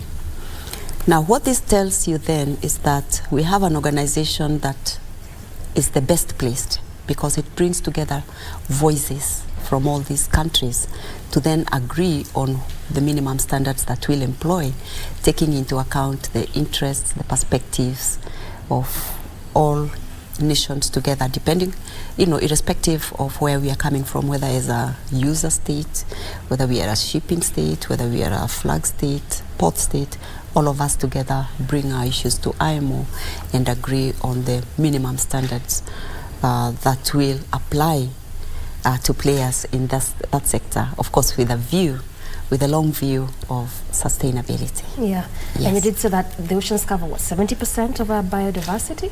80% of our 80%. biodiversity, but 70% of the Earth surface is comprised of water. That's now, while IMO, percentage. very big, yeah. While IMO covers covers the international space, we also need to look inside ourselves and realize that we've got spaces that are not subject to international regulation, but which are nevertheless as important in terms of the issues and the challenges that are in the ocean space. So how IMO works is to agree on minimum standards through what is called instruments or conventions. And today we've got 50 such conventions covering different subjects, whether it's the safety, construction, operation, standards to prevent pollution. We've got 50 of those. But then after that, going beyond the conventions, we've got other instruments that help apply the conventions. We call them the technical rules and guidance, and then these are contained in 800 codes, recommendations and guidelines on how to apply the convention. Well said. So these are the technical rules. Okay. So you can see IMO has its work. And it's holistic from what you've enumerated. Yes. But then these standards that you've kept referring to over time, so this is as a result of the different states coming together, bringing forth ideas to ensure that these standards are put in place. Yes, and also finding consensus on how far we will go. And you'll find that because of these negotiations and also different perspectives and interests, each convention has a threshold. For example, when we talk of MAPL, that's the main convention that regulates marine pollution. We're talking of a threshold of 150 GRT for the size of the vessel. When we talk of SOLAS, that is the Convention on Safety, it's 300. But what happens to the ships or the vessels that are lower than that? So every convention coming from IMO has what we call an omnibus clause, which provides that anything not provided for in that particular convention becomes the responsibility of the specific member states government. So it therefore means that we are not we don't get to escape or to regulate the vessels that are lower, whether they're in the ocean, but of course also even those that are in the inland waters. They may not be subject to IMO, but we as governments have an obligation to ensure that they also comply with the rules and standards. Well said. Speaking of governments, you did say that Kenya joined this bandwagon in 1973. Yes. 50 years. How has this, we're celebrating 50 years today. Yes. How has this country benefited from this conglomeration? Now, of course, the first thing that you realize is that it comes with obligations and benefits. First of all, we have an obligation to ensure that we comply. We put in the necessary operational, institutional, and legal measures to comply with the conventions that affect us and which we have complied with. But of course, that also comes with the benefit of getting the confidence, giving, confidence to those we are dealing with, that yes, we are fit for purpose and we are part of this international body and international community in terms of fulfilling our mandate, and therefore we are ready for business. As you may, one of the issues that I may cite is in terms of maritime education and training. Because of having as it were, the blue tick of compliance with the main convention of training and certification of seafarers, then we are able to get jobs outside of Kenya for our young people, and we are able to create career paths for them in well-paying jobs, full, lifelong careers.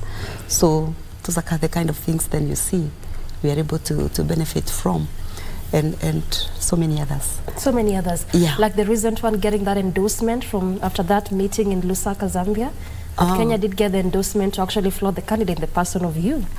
Is that one of them? Let me say that being a candidate for to vie for the post of IMO has got structures. For example, the closure of nomination of candidates for this particular election that's coming up on 18th of July was on the 31st of March. Yeah.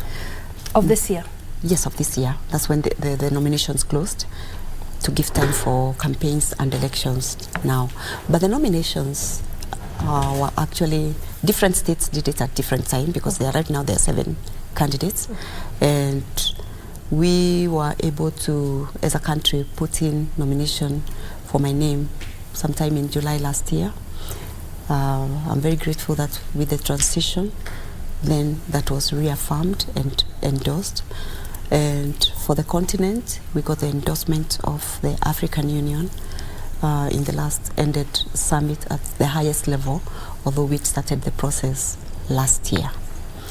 So as member states, we have every right to be part of the management of that great institution, whose mandate has not waned from the time it was formed 75 years ago.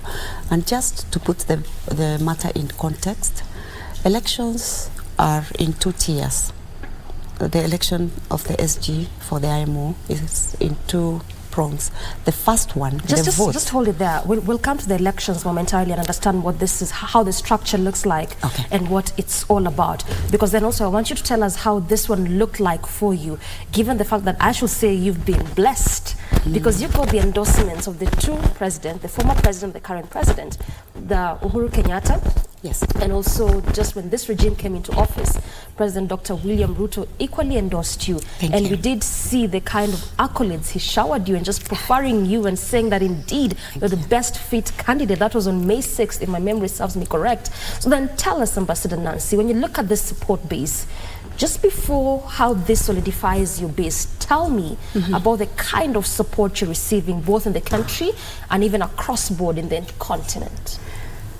Let me say that I've invested the longest time, my entire life, career. 35 years? Over 35 Over years, 35 years in the shipping industry. And I've grown from the lowest echelons of public service. I've worked with the private sector. I've been involved in the creation of institutional frameworks, legal policy, both at national level and also within the continent. So on the technical skills and experience, I want to say that I'm quite grounded. Don't be economical with it. Just say it is as is.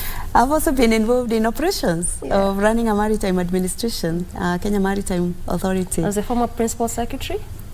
I started with my career started actually in the port industry. I worked for KPA as a senior legal officer.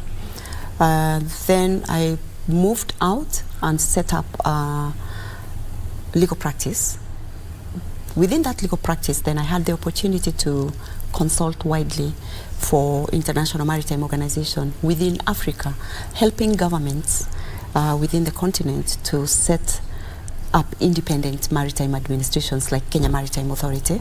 And in this regard, therefore, I was able to work, if I may mention a few, Tanzania next door, then Ethiopia, the Gambia, Ghana, and many others, helping them establish separate maritime administrations from mainstream government ministries, which is usually recommended for quicker decision making and for having more technical, grasp of the issues.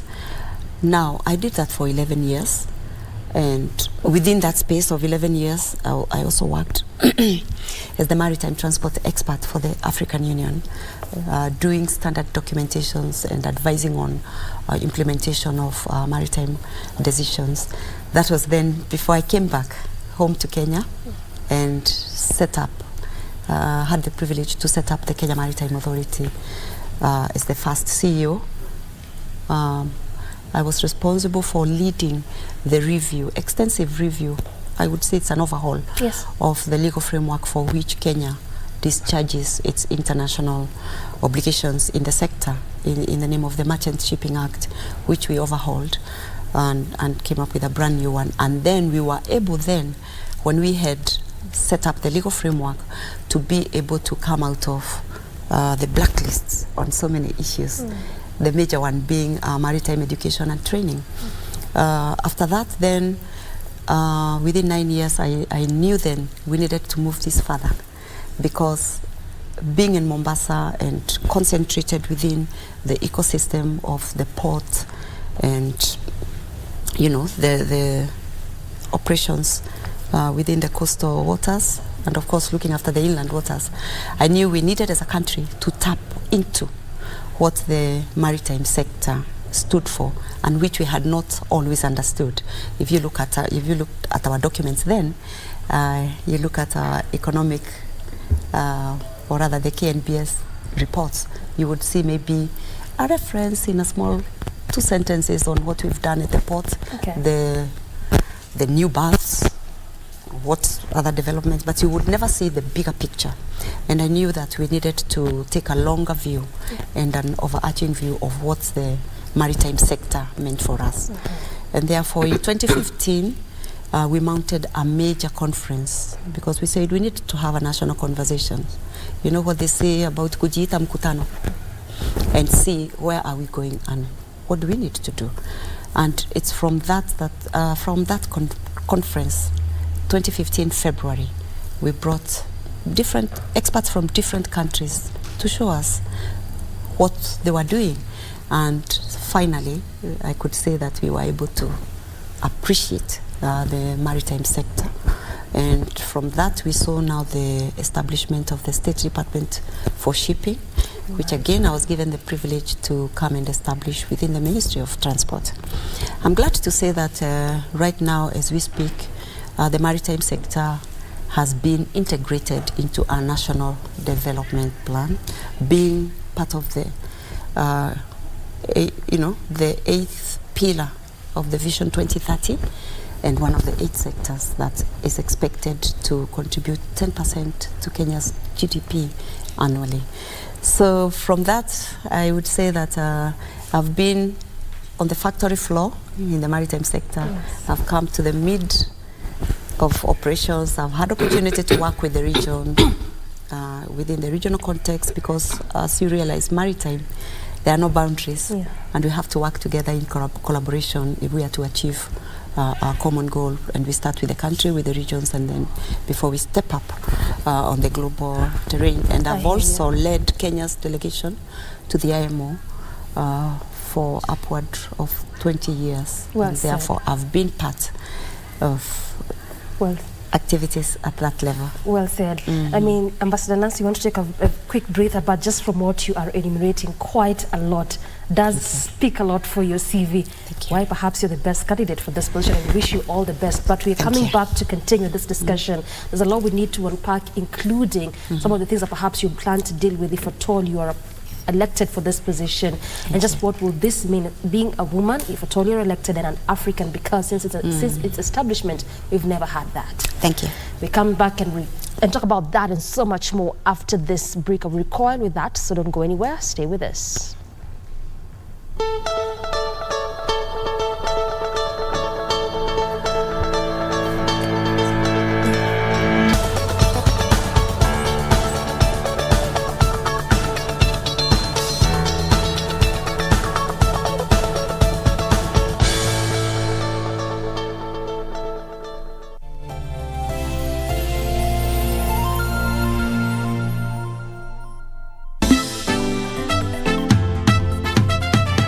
What is this? A saga pump. Sink and broker. It's called a plunger. Yes, it's a plunger, but what type? Kamene, how are you going to discern between a fake gold and a real gold? Farah, be careful on your way up, kwa sababu wakati utateremuka utanipata hapa chini. By the way, guys, this coming Saturday from 10 a.m., me, Kenyajwi Mutumiti, I will be having a mega crusade in the town. Teacher's pet. Agi, what did you just say? Nothing. Keep provoking me, huh? Keep provoking me. You've been warned. Telang, telang, telalalang.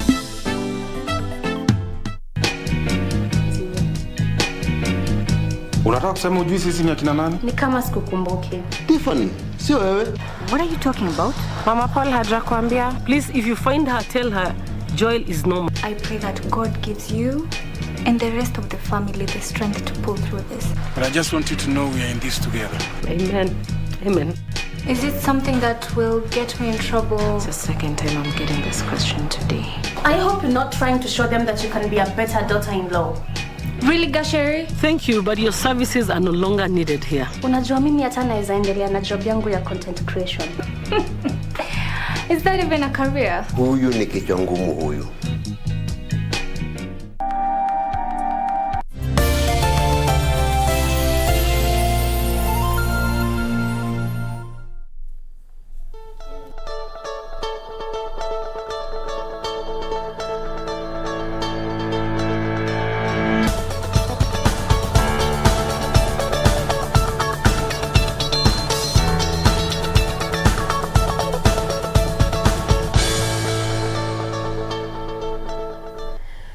We definitely appreciate your valid company and we continue your pace with this discussion, still holding court with Ambassador Nancy Karigidu, who currently serves as the advisor for the blue economy in the office of the president and also the government special envoy for maritime and blue economy. And we are navel gazing on the international maritime elections, what this means for Kenya and the entire Africa as a bloc, I shall say.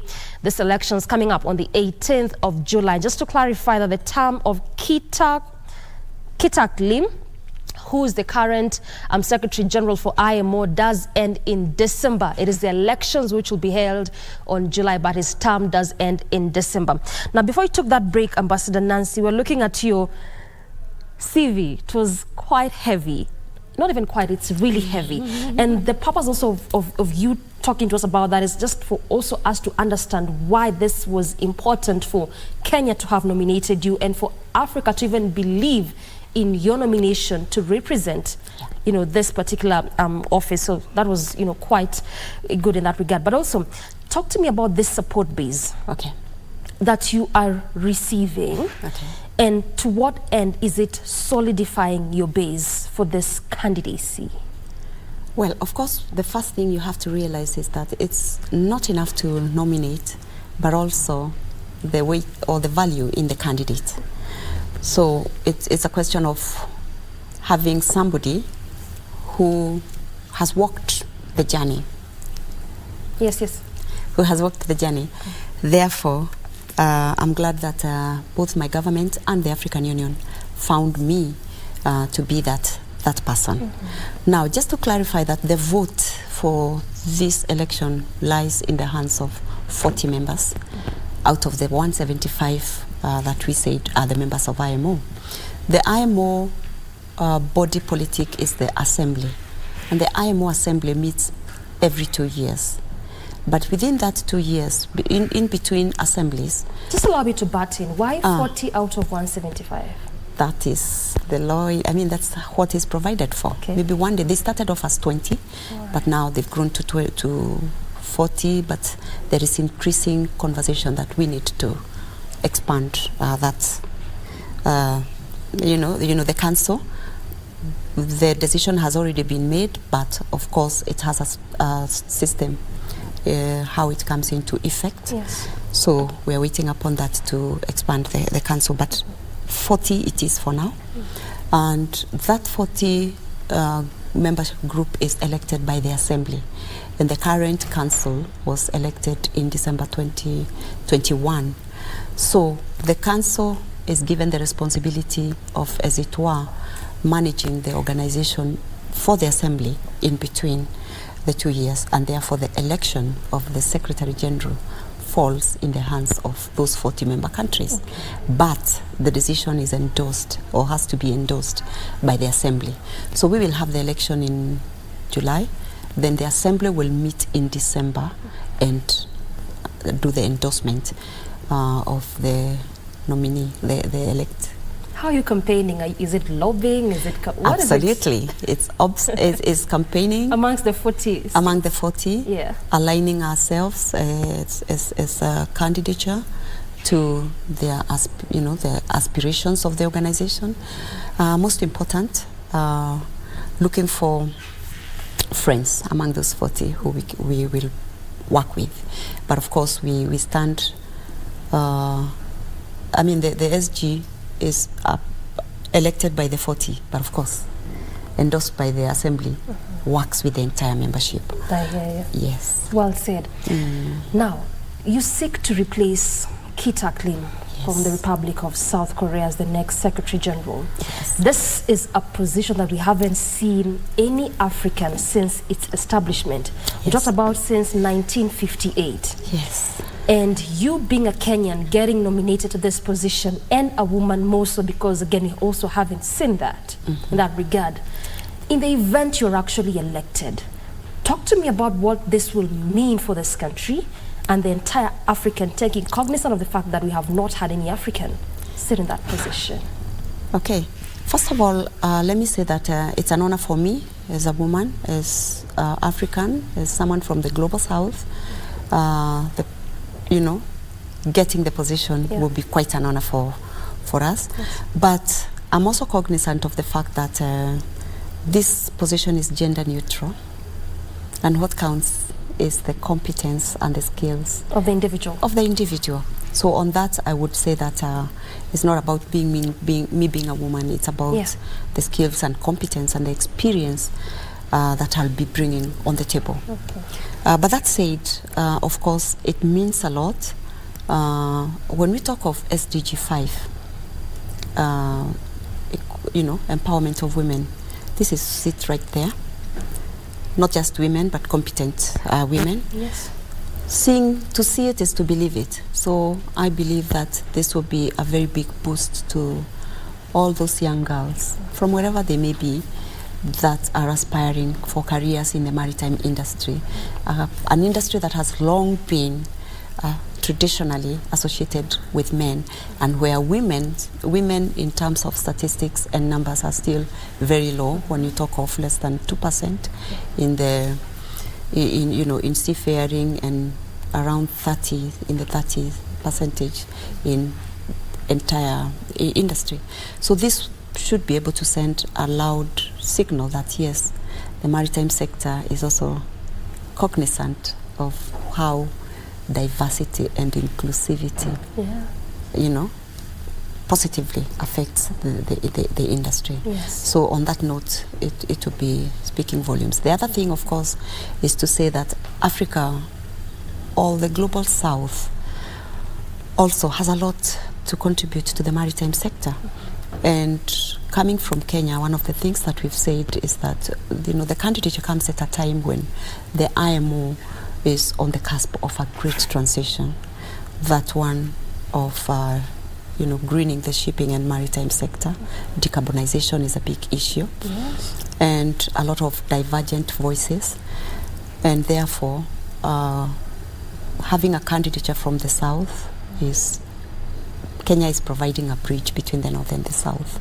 And we're talking of this with a solid experience. If you look at the role Kenya has played both within the African Union diplomacy, within the United Nations, we believe that we'll be able to provide a perfect bridge between the north and the south, especially on contemporary maritime issues that have tended to divide the organization. Now when we're talking of security, militarization, and the need to digitalize the IMO, the human element, seafarers, technical cooperation, from our experience, we believe that we are very well placed. We don't have vested interests as a country. All we want is to serve the international global community. We've proved ourselves. If you look at the kind of initiatives we've done as a country, first of all, in multilateralism, you can't fault us. In terms of South-South triangular cooperation, we've made our mark. Look at the host ship of Kenya with Portugal of the second United Nations Ocean Conference, which took place last year. Kenya was also the first country to organize and host a sustainable Blue Economy Conference, which we did in 2018, bringing together, the aspects of UN SDGs attainment and the role the Blue Economy place. And if I may go further back, when the Indian Ocean was ravaged with piracy and making a major impact of global supply chains through the maritime sector, you realize that Kenya stepped on the plate, and without even a second glance and knowing what our responsibilities were, became the first country to sign transfer agreement for pirates, suspected pirates arrested, and bringing them on shore for trial and upon conviction for incarceration in our prison system, working with AMISOM to secure the coastline in Somalia also. So we're talking of a long history of a trusted, a country that provides a trusted pair of hands and which is ready to provide the bridge between the north and the south. I hear you. Clearly there's a lot of issues to discuss, matters of security, climate change, environment, and all that. But then we are strapped for time. We could have discussed that, Ambassador Nancy. Wow. But just as we close, I want you to tell us, what is this that should be expected of you? Or what is this that you perhaps will do different if you get this position and you are elected as Secretary General for IMO? Okay, I'll name Very 5 quickly. issues. Yeah. One of them is to restore multilateralism and rule-based system within IMO meetings. We're talking of having issues that are dividing us and coming in the way of, as it were, consensus building in a hurry. So that's one of the things that I intend to bring. Then I'm also looking at forging closer collaboration and working with between the IMO sitting in London as a specialized agency of the United Nations and the UN Secretariat sitting in New York, particularly on issues that we are working on together, the SDGs, ocean governance, and also security, maritime security, and also the new treaty, the BBNJ that was signed recently in New York. That's one of them. Then the other thing is the continued digitalization, modernization of the IMO as a secretariat, as an industry.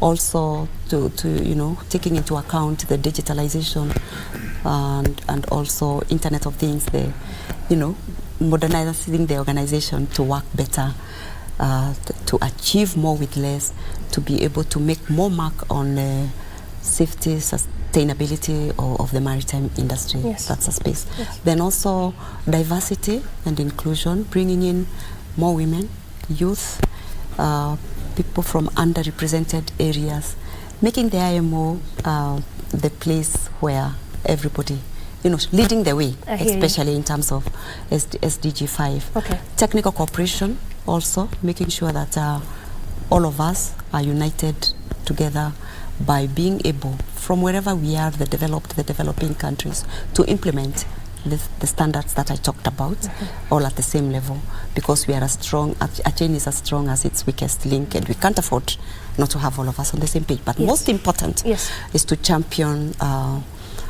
decarbonization of the shipping sector, bringing in inclusivity, technological inclusivity, but most important, having a just and equitable transition. Well said. While leaving no one behind. Well said. Those are my 5. Those are 5 key areas that, if given this chance, that's the first things that you look at. Absolutely. Well said. And we wish you the absolute and the very best in this coming elections on the 18th of July. And you said something very important. It's not just a preserve of gender, but it's basically your ability and what you bring to the table. And I think that this is actually what we need to start thinking, even just as communities. It's not about just being female, but if you're good enough, you're good enough. Thank you. And we wish you the very best.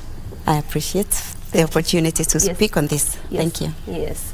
Thank you so much, Ambassador Nancy. That is Ambassador Nancy Karigithu, currently serving as the advisor for the blue economy in the office of the president, and also the government special envoy for maritime and blue economy. Waters Form Center of this discussion is looking at the International Maritime Organization, to which the elections are coming up on the 18th of July seeking to succeed the current Secretary General Kitek Lim of the Republic of South Africa, and Ambassador Nancy has received, or better still, has actually gotten that nomination from Kenya and the entire African Union. Good place to end this conversation, but we still have plenty more coming away after this break. Don't go anywhere. Stay with us.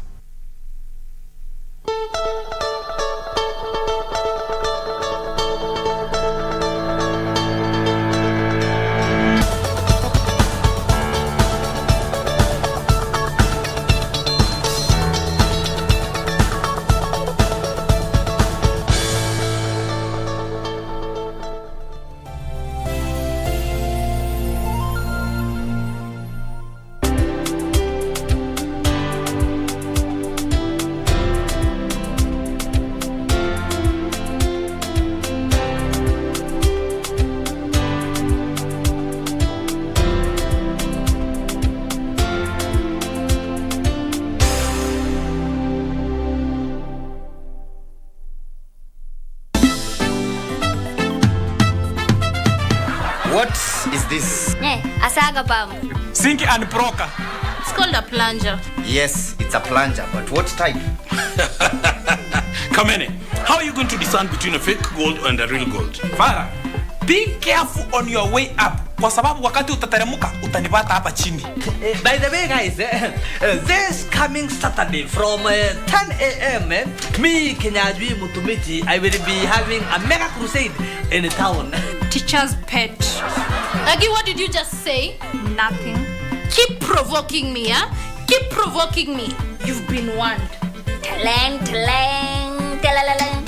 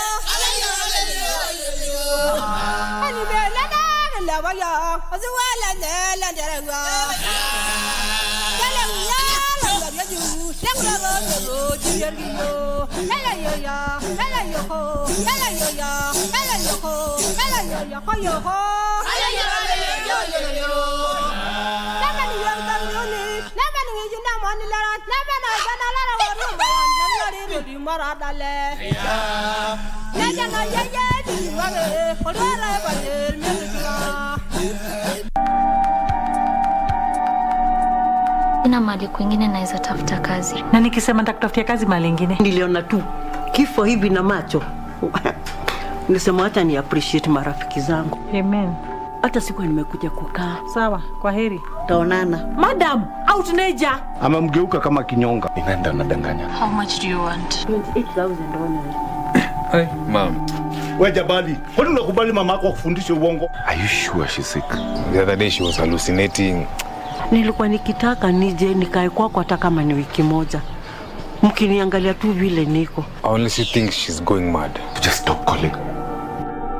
Give me your phone. Hapana. The shame and guilt will not allow him to listen to you. I'm just tired.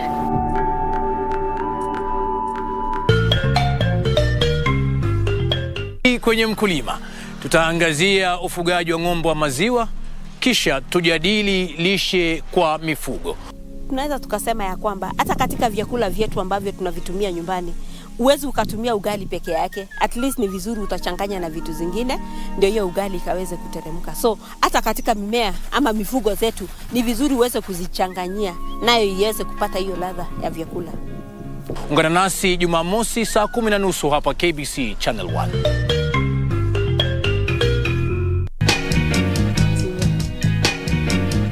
Unataka kusema ujui sisi ni akina nani? Ni kama sikukumbuke. Tiffany, sio wewe. What are you talking about? Mama Paul hajakwambia. Please, if you find her, tell her Joel is normal. I pray that God gives you and the rest of the family the strength to pull through this. But I just want you to know we are in this together. Amen. Amen. Is it something that will get me in trouble? It's the second time I'm getting this question today. I hope you're not trying to show them that you can be a better daughter-in-law. Really, Gasheri? Thank you, but your services are no longer needed here. Unajua mimi hata naweza endelea na job yangu ya content creation. Is that even a career? Huyu ni kichwa ngumu huyu. Swala zote na salamu zimfikie Hashimu. Na ndio maana wale wengine wasiokuwa na imani na Mwenyezi Mungu huamini baadhi ya sehemu, bara zingine huamini kuwa sehemu kubwa ya Mungu mkubwa ni sehemu alikozalika kwa mama yake, kwa sababu akiwa na itikadi kuwa baada ya kuzalika akaweza kuishi katika dunia hii, hawezi kupita tena katika ile njia akaenda kuishi katika tumbo la mama yake. Wakati mwanadamu anapoumbwa katika tumbo la mamake, basi malaika Jibril hutumwa na kuweza kumtajia jinsi maisha yake yatakavyokuwa, jinsi atapopata riski, na pia jinsi maisha yake yatakavyokuwa, iwapo atapata furaha na amani ama iwapo atakuwa na mitihani kadhaa katika maisha yake. So baby, I'm telling you, I'm sorry, but I'm leaving you. You never should have made me cry. I'm sorry, but I'm leaving you. I checked it in rehab, and baby, your body's easy. Your body's easy, yeah. It's like I checked it in rehab. Can somebody help me, please?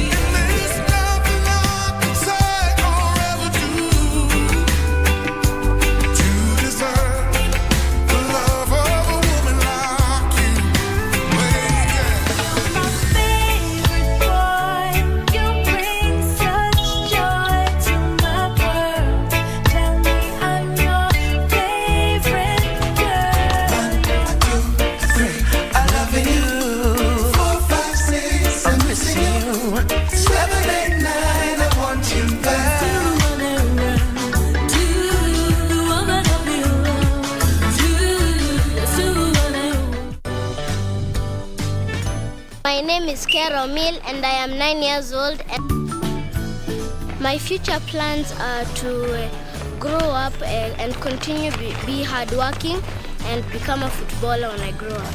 Since she is my sister's child, Atieno needs no pay. So, the ladybird went on holiday. Let's find out exactly what the ladybird had. Today I'm going to show you guys on how to make the yummiest marble cupcakes at the comfort of your home. We have Arushi and she's going to show us how to make a butterfly. Where do you think you're going? It's so late. What's wrong? I said I can't stay.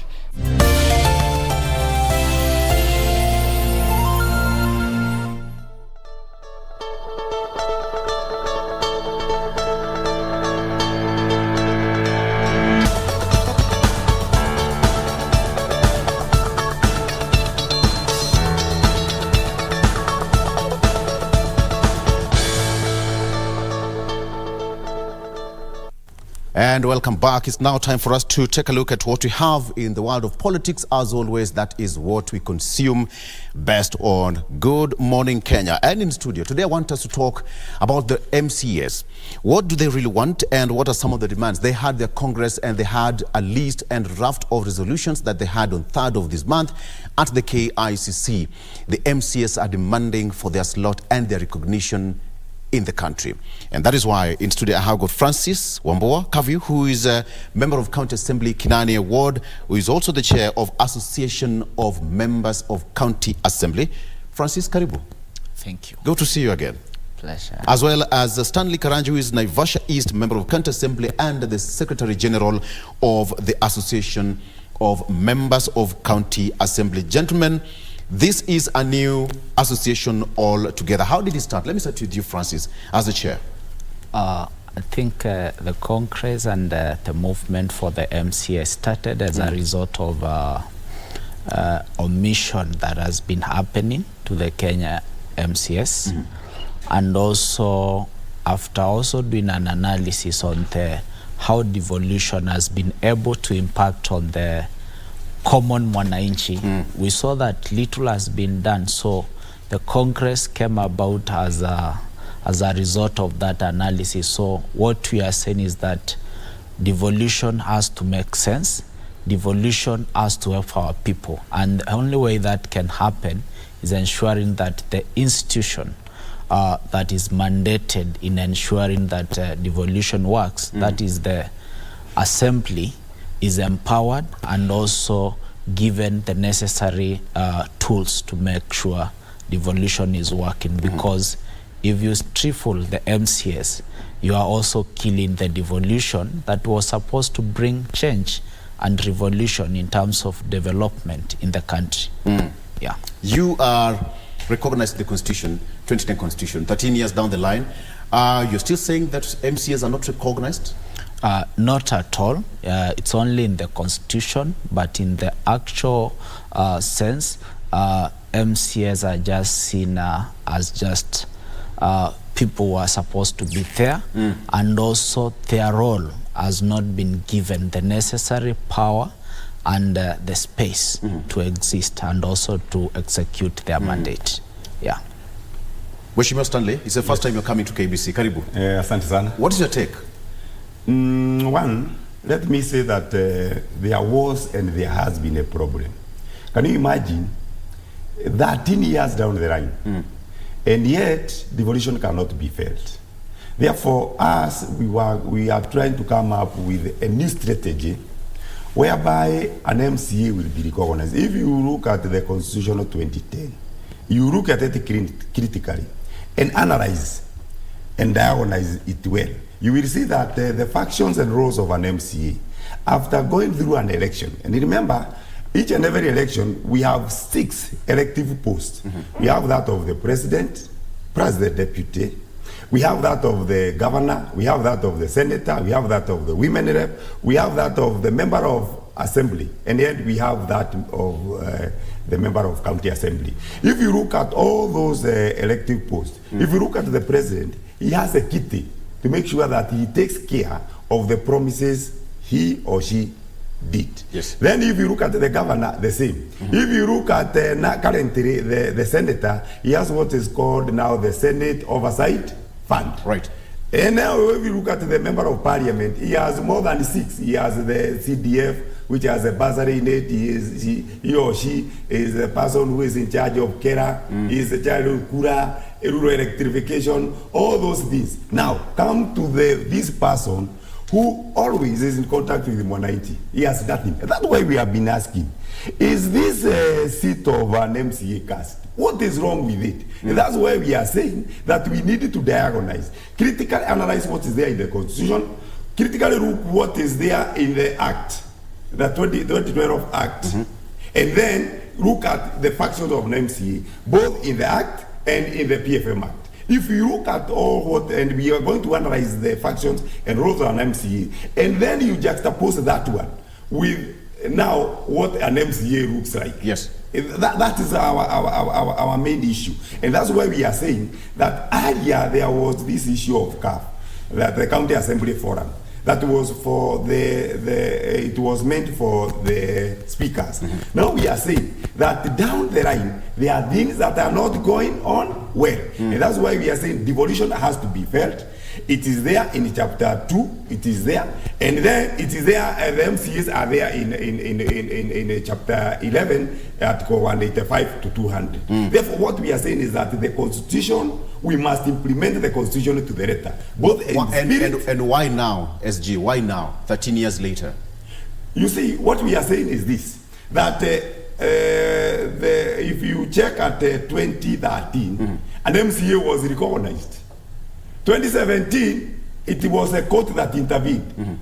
2022, and we are going to show you the details and the data. You will see that an MCA who does the donkey work. Can you imagine that an MCA who is in the county assembly, when the governor is voted, he or she brings in the nominees. Okay. It is asked to verify that this one, the criteria and the academic qualification for appointment. The CECs and the CEOs. We vet. Then if you go there, the person who has vetted, that is, we have created those offices. And then the creator becomes less powerful than the created. I will come back to that, because that is your role. At the end of the day, oversight county assemblies and in the general counties. But then let me ask you, Chair, when you look at the entire structure of MCAs as enshrined in the Constitution, you have got a mandate. But it's a voluntary kind of a position that you can decide and say, I'm going to run for a member of parliament position, woman rep, not to speak, or senator, or whichever position. But don't you think this is going to be a burden to the taxpayer? I want you to look at it at this point. What we are advocating for is not for the MCA. We are looking at the impact of ensuring at empowering the institution of the MCA, not the MCA, the person. So when we talk of having a ward fund in place, it means that there is a village that has never tasted the fruits of development that is going to benefit, because if you look at the presidency, he normally looks at the country at the top level. If we go down at the county level, the governor also will look at the top level. But the MCA is the lowest unit of devolution. So if the institution is empowered, then it means even the lowest person at the ground is going to get those services. And where's the missing link? The missing link is here. And the reason we are insisting that we have to relook and ensure that in terms of MCA's mandate, they are given the power to do this. And you asked why for 13 years devolution is still struggling. There is the role of oversight. And the reason that has not worked is because MCAs are living at the mercies of the governors. So you find, unless you join the praise and worship choir of praising the governors, if you do your oversight role, you are labeled as a rebel at the county level. So what does that mean? It means that the people you represent are denied the opportunity and their right to get development.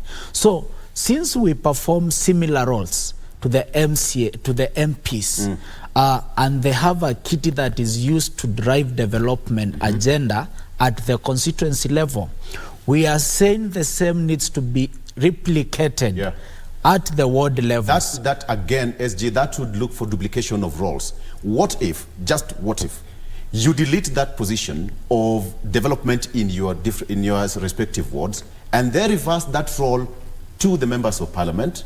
You reverse that role, delete it, and then reverse it to the county governors. Because when you look at the county development agenda for different counties, governors have a different role. When you look at members of parliament, they have got CDF at their disposal. When you also have a ward development fund, we'll have duplication of roles. I think there's somewhere we are not agreeing with one another, because if you look at the role of an MP, there is nowhere the issue of development is mentioned. Their role is legislation, representation, and oversight. The same role which is expected to be performed by an MCA at the county level. So if there has been a mechanism and there's a platform where an MP, and mark you, CDF has done wonders in terms of development.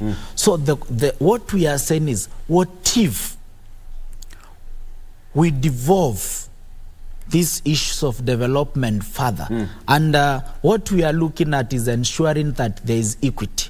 And I've told you there are counties where you can go and some wards have never witnessed what the thing we are calling development.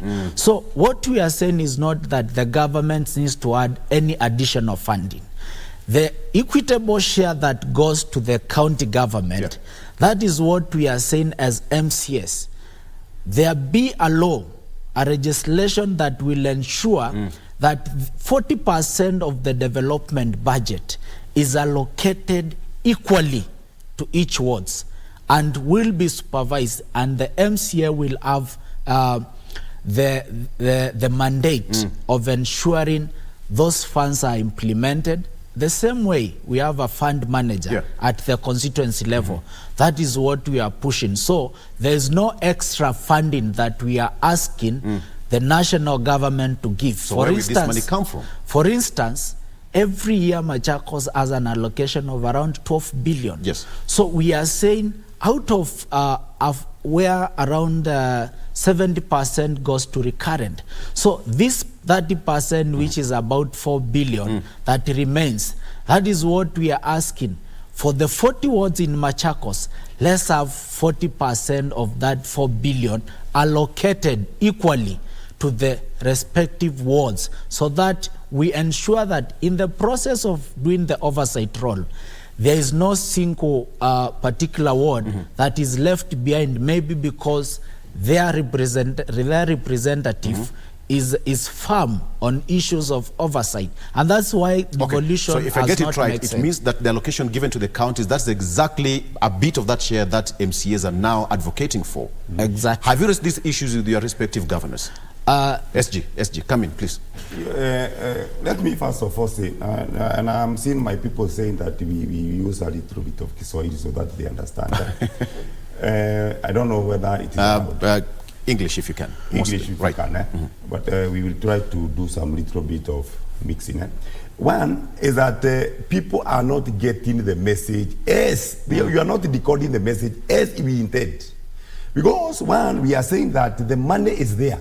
The money is with the governors. Therefore, what we are saying is that that money that is meant for development should go from 40 to 45%. In Nakuru, for example, we have something similar to a world fund. That now we have 45%. But what normally happens is that that money, it can be rolled over. Because the person who is executing is now the governor, which is the executive, the chief officer, the governor, and that it is in a different department. If at all it is water, it is under the CC and the CO. Therefore, if at all there is a conflict, it will end up being rolled over. Annually, it will be rolled over. Therefore, what we are saying is simple, that we do not want an extra coin from the national government. It is the money that is there, and we are saying, just like the way the CDF is there, then we do something an equivalent of that one in the world. And that's why we have been saying that an MCA has been discriminated all along. Is that when you have the MP can do the schools, they can do everything, but what about the MCA? He or she went to the same 190, promised the same promises, and yet now he has been rendered to a beggar. That's why we are saying that this one ought to happen, needs to happen. How do you handle your development projects in your respective Now, homes? that's where an MCA has been a slave. And let me tell you, and I will give you an analysis of how an MCA has been a slave, and the Constitution does not allow and envisage slavery and servitude. What we have is that, look, a governor goes to the electorate during an election. All right. Promises. Those promises, after the governor has been elected, we convert the promises to what we call a County Integrated Development Plan, CIDP. Therefore, the promises of the governor are now catered for well in what is called CIDP. Okay. It is now from that CIDP, which were the promises of the governor, that annually we get what we call the Annual Development Plan from it. Therefore, the governor now, from the CIDP, the promises, you have now through the assembly. I want to show you how the assembly has become a slave. After the governor now converts the promises into CIDP, then it is brought to the assembly. The assembly, the member of county assembly, goes out, robbies them 190, and through public participation and civic education, so that the promises now becomes a plan for the county for 5 years. After that, listen well, so that you understand why we are saying that we are now ceasing to be slaves anymore of an individual or a system or a law. Therefore, what happened is that after those now plans, the CIDP for 5 years, now you remove what is called the Annual Development Plan. All right. That Annual Development Plan is also brought to the assembly. It is from the Annual Development Plan and the strategy paper that now is converted, so that now you can now have finances. Remember, devolution was supposed to bring power and resources. Okay. So what happened is that the MCA is being used through a system called the assembly of making law That's the registration. And then after that, the MCA will be left. The governor has been taken care of through the CIDP, through the annual development plan, and has been catered for through the budget. SG, at the end of the day, for you to get that World Development Fund that you're looking for, Yes. Chair, at the end of the day, you'll have policy, some change in the constitution, or even the... Because for you to get that money from the county, it has to be factored in. You'll have to go back to the county assembly. You have to amend certain laws that will create that World Development Fund. What do you think, Chair? That is the case, and because this is what I want you to get. Yes. What we are saying as the MCA, we want to move development from being a privilege based on your loyalty to the executive headed by the governor, to a right to the people that we represent. Because what we are having now, even for the counties, what is talking about that there is such an arrangement, it's normally a privilege that you can agree on the project that you are going to have done to the people, and in the process of doing your oversight role, if you step on someone's feet, then those developments are withdrawn as a way of punishing the MCA, which end up affecting the people we represent. So what are we saying? There is a conversation that is ongoing of ensuring that the GAF, the Senate oversight, is enshrined in the law. Yeah. So what we are saying is that as they have that conversation, and you can see the discrimination, because people are talking about the GAF. There is the affirmative fund for the women reps. There is the Senate Oversight Fund. Then the conversation ends there. Why is it difficult for them also to include a ward fund that it doesn't even have to be controlled by the MCA? There can be a fund manager and a proper legislation that ensures development gets to the people. What we are pushing for is to ensure that devolution works. And the only way this is going to work is that if the assembly is independent. And look at the members of parliament. The reason you normally see that they are able to criticize and have an independent opinion is because the fund that they have for development is not tied to the executive, that is the president. And that is why part of your resolution, the 3rd of May, you had a resolution that you wanted that financial autonomy as members of county assembly. Well, that's different from the ward fund, and that is also something that is also affecting the oversight role of the members of county assembly.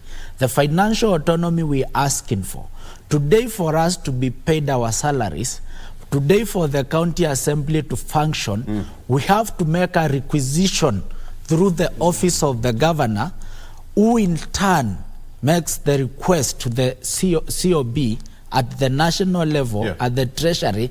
Then the money comes again through the executive. Then it's channeled to the Nini. And I give you a very simple case. There was a time a certain county had disagreement with the governor. There's a program that he wanted to implement outside the regulation. So it was blocked by that assembly. What happened? For 6 good months, the members of that county assembly went without a pay until they had to go to a court that had to compel the governor to pay. So we are saying because each county assembly has their budget, then and has a clerk who is the chief accounting officer of the county assembly. There is the speaker who is the head of the assembly. Why can't we be granted autonomy to utilize and use our budget without having to being tied to the executive? Let me just cut you short and take you back to one of the resolutions you had on 3rd of May. One of the resolutions, actually it was resolution number 6. You said that the Kenya Revenue Authority be compelled to revoke, revert and refund the 30% tax levied on members' car reimbursement, noting that the fund is automatic privilege and or facilitate fund for the honorable members upon assuming office, get it right, SG, and not a benefit as it has been construed by the authority via the advisory reference. Okay. What do you make on that 30% reimbursement? what we were asking, once you are elected, there is a reimbursement that comes to the members of county assembly. Yes. And how it operates is that once I'm elected, I'm supposed to go and buy a car. Then upon buying the car, I'm supposed to bring a copy of the logbook and evidence of payment that I bought a car, and that has been, the guideline is very clear, the value and the maximum refund that you can get. So at the point of purchasing the car, you are already taxed. So at the point you are making a claim for a refund, it means that you have already spent and you have already paid the necessary tax that is required. So now what is happening, and what through SRC, KRA has done through SRC, is that at the point now when you are supposed to get the refund and you already spent, each member is entitled to 2.2 million. Car reimbursement. So you have gone, you have already bought the car, but at the point of being refunded, now you are also subject to another 30% taxation. So that is what we are against. And I'll give you a good scenario. Let's now you are a staff with the KBC. If you go to Mombasa and you spend during your stay there on an assignment, and you bring the receipts and everything, you'll be reimbursed, and that money will still be taxed. No, it's not normally taxed, because you have already spent and all the necessary tax have already been recovered. You have already used the money. So you are asking to be refunded what you have already spent, and what you have spent, if it's subject to any tax, it is all already paid at the point of expenditure. So we are asking, why is it that now KRA is coming again and it's deducting almost 700,000, and it's money that you have already spent? That's a lot of money. And of course, SG, you're also compelling the SRC to give you the plenary allowance? You see, what has been happening is this, that CRC, the Salaries and Remuneration Commission, when they sat on 2013, let me take you back, because that's why I'm telling you that there is a mismatch between what people think an MCA is and what an MCA ought to be constitutionally. If you go to CRC 2013, they did sit down and they reviewed the remuneration and benefits, because this is part of benefit. And I'll give you this one, so that we argue on the same platform. 2013, a job evaluation was done. And then what normally happened is that a member of county assembly, after a sitting in the plenary, was supposed to be paid something. But now what the CRC has done, it has reduced the pay, it has reduced the mileage, and it has removed completely the sitting allowance, leaving a member of a county assembly with almost nothing. If you look at, I'll give you to read this, in an excess of powers conferred, that is Article 230, 4A, the Salaries and Remuneration Commission sat it twice. It sat on the 2013, 36 special sitting, and then it sat on the 25th November. And then what they did is that they came up with the mileage, the issue of mileage. That particular time it was 109. Not considering that the inflation 109 per kilometer? 109.80 per kilometer. That AA rate. And then when you exceed 45 kilometers, you request to be paid more, because now you are coming from far. Then it went on, that is the CRC one, it went on, that is 2013, and then gave the allowances, that is for the sitting allowance. And then gave the salaries for an MCA. By that particular time, the salary of an MCA was supposed to be 123,750. 123,750. I will give you the circular. 750. So, but there was an annual increment annually, according to adjustment. So when you are getting to your 5th year, you will get 165,000. Get that one. Now, that of the speaker by that particular time, it was supposed to be 262,500. And then when that speaker is leaving office after 5 years, it was supposed to be 350. That was 2013. The mileage 109. Then the salary was that. You can have this one. Okay. You can have that one. Then, when it came to 2017, the same Salaries and Remuneration Commission sat and decided to downgrade that one now. Then members went to court, and the 2013 one was reinstated. You can have that one. That is 2017. Now, come to 2022. Because people are saying that you need to get the facts correct. 2022. This is now the Salaries and Remuneration, what it did. 3 weeks to the elections. Because this one is on the 27th July 2022. Remember, the election was on 2022. What they did, they downgraded the salary downwards. They brought the MCA salary at 86,625. Okay. Is that the reason why MCAs are demanding for a salary increment? No, not an increment. Listen first. Listen first. Okay. So that you get the semantics right. Because what is now bringing the problem is semantics. Now, what happened is that they reduced the salary of the basic to 86. If you check there, it was 123. Now, after they did that, 750. Yes. They reduced it to that particular, that is now 2022, that is 2013. They have reduced that salary.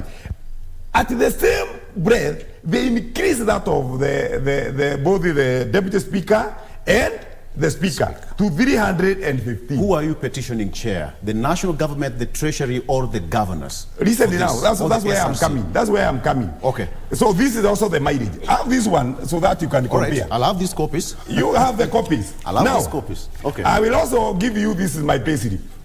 And I want you to zoom so that you see why we are complaining. And people should not be misguided that we are asking for a pay increase. We are asking for a pay. You have so many big figures here. Reinstatement. Have you gotten it? It's the first one. Look at this now, pay slip. I have given you that pay slip. All right. That pay slip for mine. I'm privileged to have it. And that one I have given you for free. You can also zoom for the viewers. No. It is mine. It's so rare to get someone's pay slip. Even mine. No, it is mine. I have given you. You cannot be sued by anybody. Okay. If you look at that one, this as of January 2023. 2023. Okay. And you look at the CRC circular, it is 86. You have gotten it there. If you look at the circular, it is there just the same. The house allowance of 45. Then after that, you get that readjustment. The adjustment, if you look at the circular, as is 12,000, isn't it? For the speakers, it is twice. Look at for the speaker. It is 120, 130.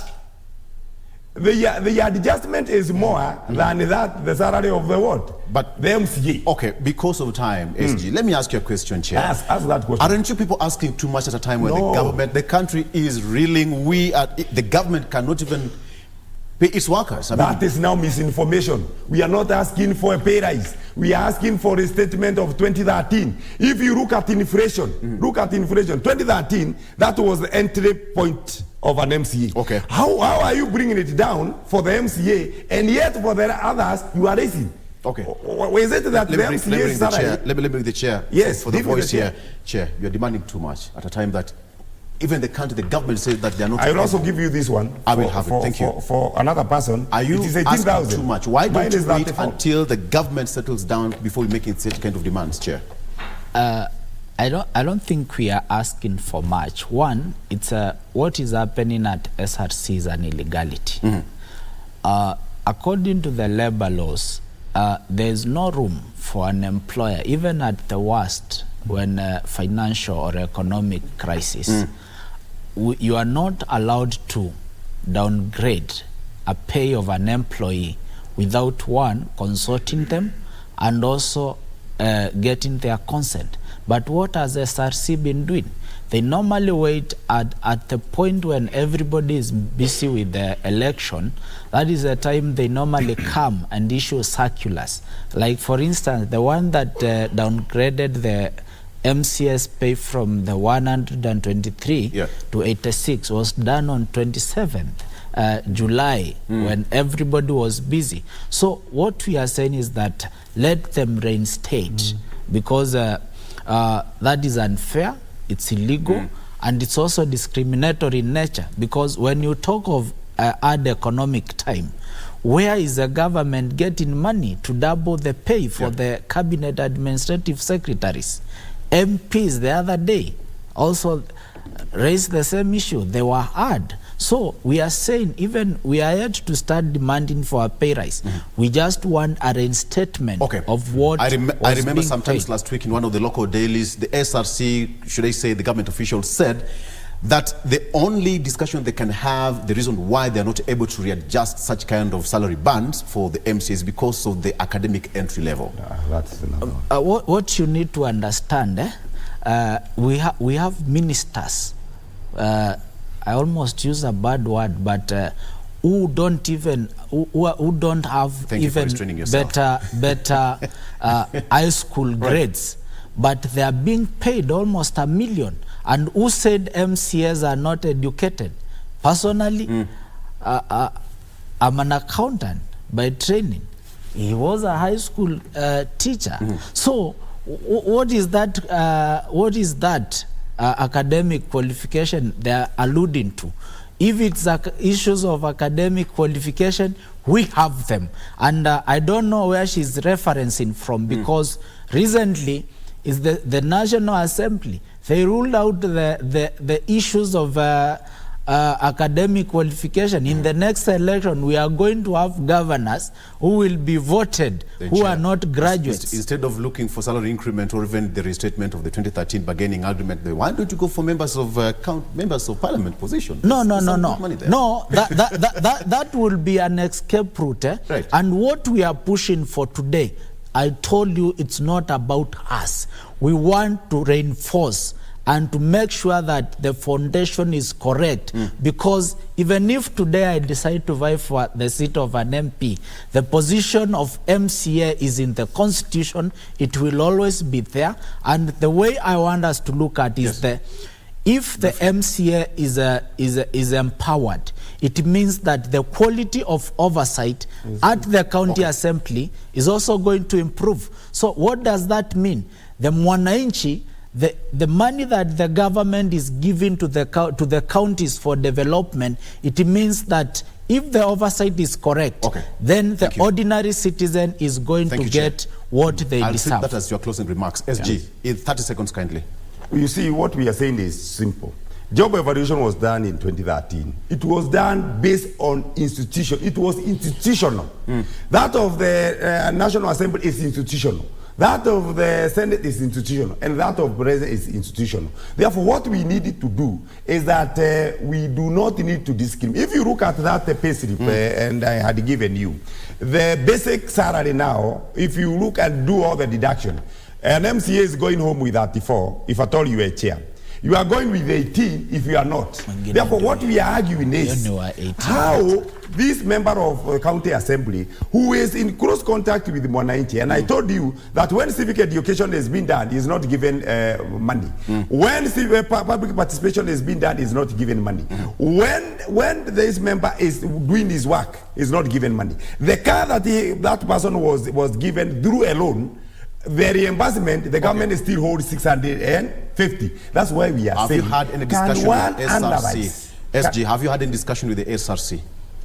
You see, what we are saying is... Have you had any discussion with the SRC? We are under the devolution. Devolution is under the deputy president. And good that we have seen the deputy president. And the issue of our remuneration ought to be discussed through that. It is political. It is political. We are running out of time. Gentlemen, I'm told that you have a press conference. Yes. We'll cover that. I promise. We'll cover that. All right, gentlemen, thank you so much for coming. You know, the issue of money, I know, it's quite contentious. And there is nothing you can do about it. Only that you have to fight for your right. Yes, there is money. And remember, we are falling. We do not have the public service. You know, Assembly, the National Assembly has what is called Stanley Karanja there, Naivasha East, member of we have to fight for ourselves. Stanley Karanja there speaking, member of County Assembly, Naivasha East, and also the Secretary General of Association of Members of County Assembly, as well as Francis Wamboa Kaviu, who is the Kinanie member of County Assembly and also the chair of Association of Members of County Assembly. Gentlemen, thank you so much for coming. I hope your word has fallen on some good ears. Yes. Let's take a break. GMK continues shortly after this. Good morning.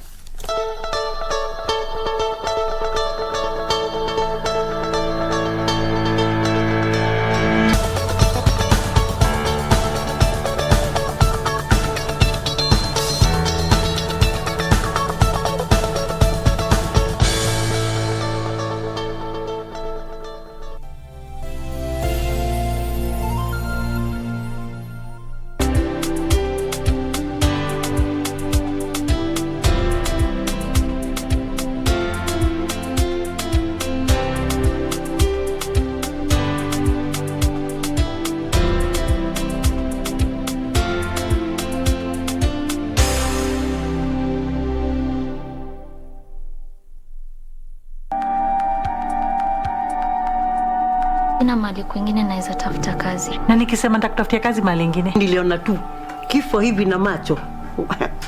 Nilisema acha ni appreciate marafiki zangu. Amen. Hata siku nimekuja kukaa. Sawa, kwa heri. Taonana. Madam, out nature. Amemgeuka kama kinyonga. Inaenda nadanganya. How much do you want? 28,000 only. Hey, mom.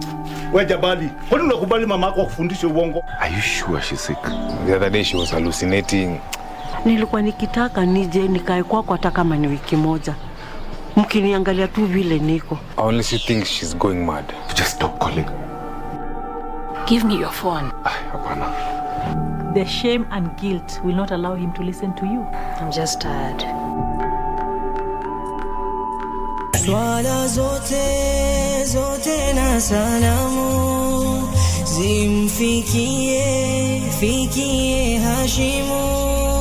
Na ndio maana wale wengine wasiokuwa na imani na Mwenyezi Mungu huamini baadhi ya sehemu bara zingine, huamini kuwa sehemu kubwa ya Mungu mkubwa ni sehemu alikozalika kwa mama yake, kwa sababu akiwa na itikadi kuwa baada ya kuzalika akaweza kuishi katika dunia hii, hawezi kupita tena katika ile njia akaenda kuishi katika tumbo la mama yake. Wakati mwanadamu anapoumbwa katika tumbo la mamake, basi malaika Jibril hutumwa na kuweza kumtajia jinsi maisha yake yatakavyokuwa, jinsi atapopata riski, na pia jinsi maisha yake yatakavyokuwa, iwapo atapata furaha na amani ama iwapo atakuwa na mitihani kadhaa katika maisha yake.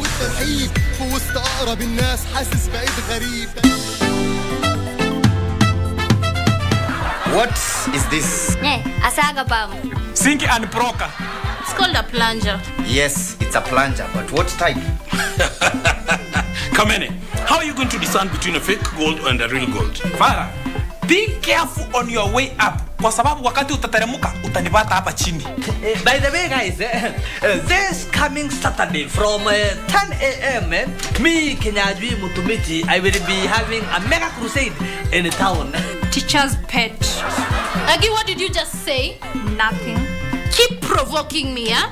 Keep provoking me. You've been warned. Teleng, teleng, telalala.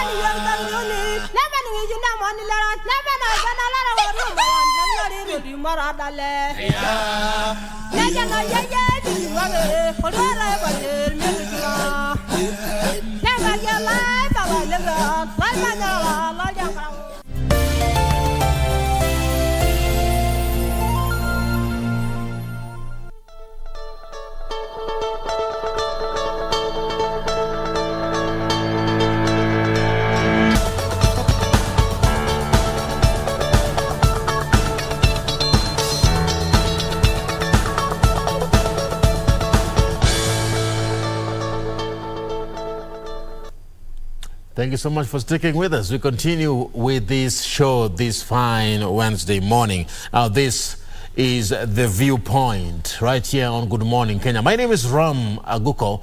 If you've just joined us, you're in time for the next conversation of the day. And so far, so good. Thank you for keeping KBC your #1 channel of choice this fine Wednesday morning.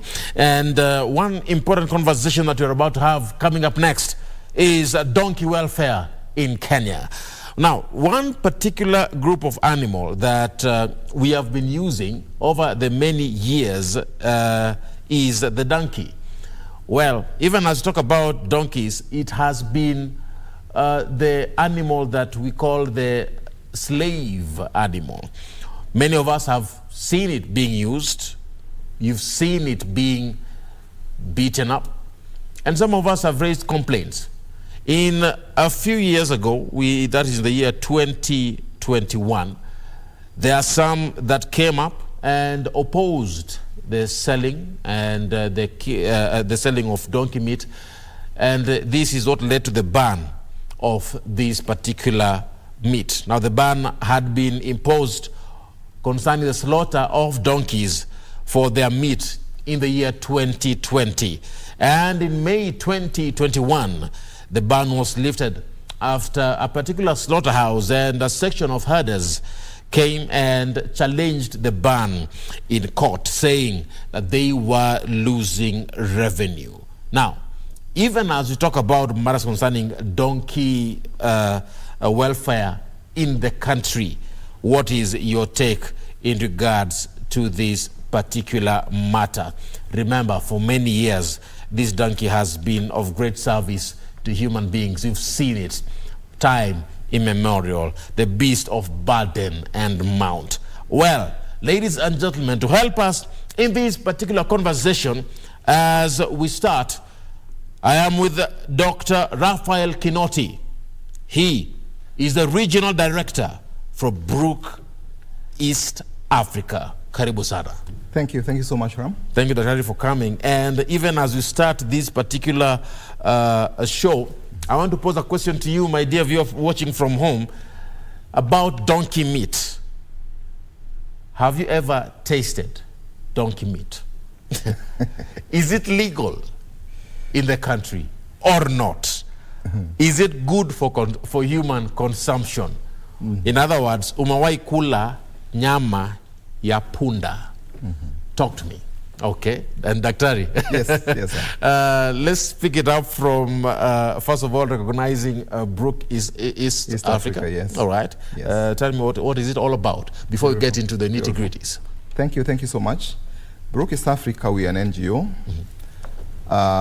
Actually, we're based here in Kenya, though Brook works all over the world as headquarters in London. But then Brook East Africa, we're in Kenya, based here in Upper Hill. But then here we work in East Africa. We have projects in Kenya, in Uganda, in Tanzania, in South Sudan, and Sudan itself, and Somaliland. What's your mandate as? Our mandate is animal welfare. And when we say animal, actually we make a bit of specialization with a group of animals we call equines. Equines are horses, donkeys, and mules. So those are what you may call working animals. So we want to target those animals, or rather we target those animals in our work. And our major thing is talking to wananchi in groups, in individuals, on how actually they can work with these animals in a bit of a better way. Because you know, Ram, in most of the places around Kenya, these animals are misused. But some of them are misused because then the mwananchi doesn't really know how to go about it. So we give them advice on how actually they can get to use these animals better, raise their welfare. And I know actually KBC ran our program for many years called Mtunze Punda Akutunze. So then we're saying, when you take care of this animal, the animal actually eventually takes care of your livelihoods, because these animals are kept for human livelihoods. And of course, punda, the word punda, this particular animal has been used even politically. Yes, yes. Some say punda mechoka, punda meumia, you know. We've used this particular term. But now let's talk about this particular animal. When I started, I mentioned the ban that was there. And I would like to quote you, Daktari. And you said this, and I quote, that the decision to overturn the donkey slaughter ban in Kenya was terrible news for donkeys and hugely distressing for donkey owners, many of whom fear their donkeys will be stolen from them and in turn their livelihoods. And he went further and said that we are hopeful that this petition will amplify the voices of those owners and alert the government to take urgent action to once again ban this cruel trade. Beautiful. And of course, those were your words. Those are my words. Now, those were my words. Why do you take this particular stand here? Ram, there is a history here. Yes. Africa has been having donkeys now for close to 7,000 years. These animals have been serving Africans for those years. Yes. In Kenya, because then actually the people who look at the domestication of animals, they actually now current research is saying the first domestication of donkeys was actually in the Horn of Africa. So around our area actually is where the donkeys were first used. Donkeys haven't been used as meat animals. They have been used as animals for work. Burden, beasts of burden for many years. Yes. But then come 2016, investors came to Kenya and they told the government, this is a lucrative business. Please, government, help us to open slaughterhouses. And instead of the government opening one, instead of the government opening 2 or 3, they opened 4 slaughterhouses spread all around the country. Our first question was, where do we have donkeys? Do we have the numbers of these animals? No, Dr. What is wrong with the opening of these slaughterhouses? Because I'm even looking at the Constitution. Yeah. Have we broken the Constitution? We have the Meat Control Amendment Act of 2012. Have we broken the Constitution? The truth is, Ram, we haven't broken the Constitution, but let me give you a scenario here. Yes. You don't bring in a value chain and say, sell this thing when that thing is already not there. Do you know what you're doing? You're beginning to bring conflicts already. Because people don't rear donkeys for meat. They rear them for their work. When you begin to bring in this value chain there and tell people, sell donkeys for meat, you know what happens? People now begin to look for this commodity on the donkey. It is not there. Then they begin to steal from one another. And that is exactly what happened. So we said, government, can you push in funds to develop this sector? So that we have numbers? Because then when we tell investors, slaughter donkeys, where are they? Can you push in money? Because then the donkey sector has been orphaned. It hasn't been given money. We haven't done any research on the donkeys for donkey years, as we say. Now, when you bring in the whole issue of slaughter, what actually did we see all of a sudden? Everybody, a woman actually who has been working with the donkey in the course of the day, they tie it outside the house. Tomorrow in the morning, they find the donkey is not there. Why? The local boys have come and stolen the donkey of this woman and gone and slaughtered it somewhere and sold the skin, because then it's very valuable, and actually gotten away actually of deboning and getting the meat and selling. So when you open a value chain and you're not thinking about the supply side of things. You're only thinking about the demand side. You're thinking about the demand side. Okay. So the question is, where are these donkeys to be slaughtered? Because where the numbers they come from? Our numbers don't add up. I was looking at the numbers. We have reduced in terms of the donkey population in the country. Our population, my friend, has been dipping. In 2009, yes, the census said we had 1.8 million donkeys. 1.8, and now it's 1.2. Now is 1.1, almost 1.2 million donkeys. Okay. So then you can imagine the numbers are shrinking, and they're shrinking because of this slaughter that was opened up here. Dr. Yes. What is the solution? Is it a constitutional matter or a social matter? I think it is both. Both. Why? We have lived with donkeys forever. We haven't been slaughtering them, yet their numbers have not become many. I was asking somebody yesterday, if we said we're not slaughtering cattle for the next 5 years, do you know what will happen? We'll have cattle even in the streets of Nairobi, because there will be too many. But donkeys for all the years haven't been slaughtered, yet we haven't had enough of them. We haven't had many of them all over, because the reproduction cycle of the donkey is just too slow. What we are saying, if the country is not investing money in developing the donkey sector, then we need to stop this and ban the slaughter completely, so that then it becomes a constitutional matter, and remove the donkey from being a food animal. Then is a social matter because then, of course, there are very few people who now voluntarily sell their donkeys because it's used for work. Almost every donkey that is slaughtered in Kenya today is stolen. And that I'll tell you for sure. You're sure? Get donkeys. You've gone to the ground, you've seen factually that. My friend, go to Moya. I will give you an example. Go to Moya. Okay. You find a group of, we are working with young men there, groups of 15 or 20 of them. You find a group of 15 young men who had around 20 donkeys. Those donkeys have been so much stolen that that group now has 5 donkeys. So these 15 boys have to keep queuing behind 5 donkeys. One donkey runs 2 trips, then you give it to me, I run also a few trips. So the animals are being completely now misused because then the numbers have shrunk so much. Actually, those boys are telling us every day, where do you get us donkeys? The other day they were telling us, we hear there are more donkeys in Sudan. Why can't you import a few of them? Because then we are here, our donkeys were stolen because of the slaughter. Our donkey carts are here. We are not working. We know the few donkeys that are left here, we are overworking them. We don't have the numbers of these animals. So for now, what we need to do is ban this trade completely. Sort out our house. So this ban, what does it include, Daktari? You're talking about banning of this trade. Yes. Are we talking about selling or slaughter or just the use of donkeys? How inclusive is this ban that you want to propose? When we say the ban, actually our major challenge with the ban is on the skin. Because what is the elephant in the room?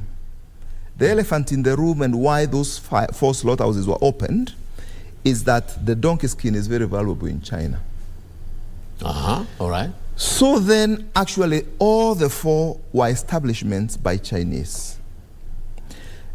Because then they say this skin, you go and produce their local traditional medicine that they call a jiao. Now, a jiao, they will say it makes you look younger, and they make lotions out of it and give somebody libido and things like that. Now, the problem is, it is in the same line with rhino horn. Chinese medicine will tell you rhino horn is completely valuable, it heals. So there's some form of competition between these 2 commodities? Not really competition, but then each of them actually goes its own way. Because then Chinese medicine has a multiplicity of ways that they say this heals this, that heals that. So now the donkey thing makes you younger and all that. Okay. And so then, when that came, and you know now you can never satisfy that market. That market you can never satisfy. Because then we can use the same language and say, why don't we actually breed a lot of rhinos so that then we can get the horn and do this wonderful good trade with this country. It is not possible because then some of these animals, to breed them with those big numbers is very difficult. It takes years. So it takes years. So you allow the rhinos to be killed, then they'll be extinct. That's the same way we're saying with the donkey. You allow it to be killed, it will be extinct. Are you seeing that as a possibility, that at a point in time, this animal that for many years we have been using and has been of great service to humanity will be extinct? The donkey. Actually, why not that there was the closure in 2020, and I'm happy, I must really thank the government because they have not yet reopened those slaughterhouses. Any donkey slaughter happening in Kenya is illegal, is behind the house and all this. If we continued with the slaughter the way it was going, actually KALRO, Kenya Agriculture and Livestock Research Organization, and said by this year, 2023, we will be counting our last donkey. In the country? In the country. That's why we must thank the government, we must thank the then CS Munya for actually banning the trade in 2020. Why not for that? We'll be counting the very last animal now. And this debate, Ram, is now Africa-wide.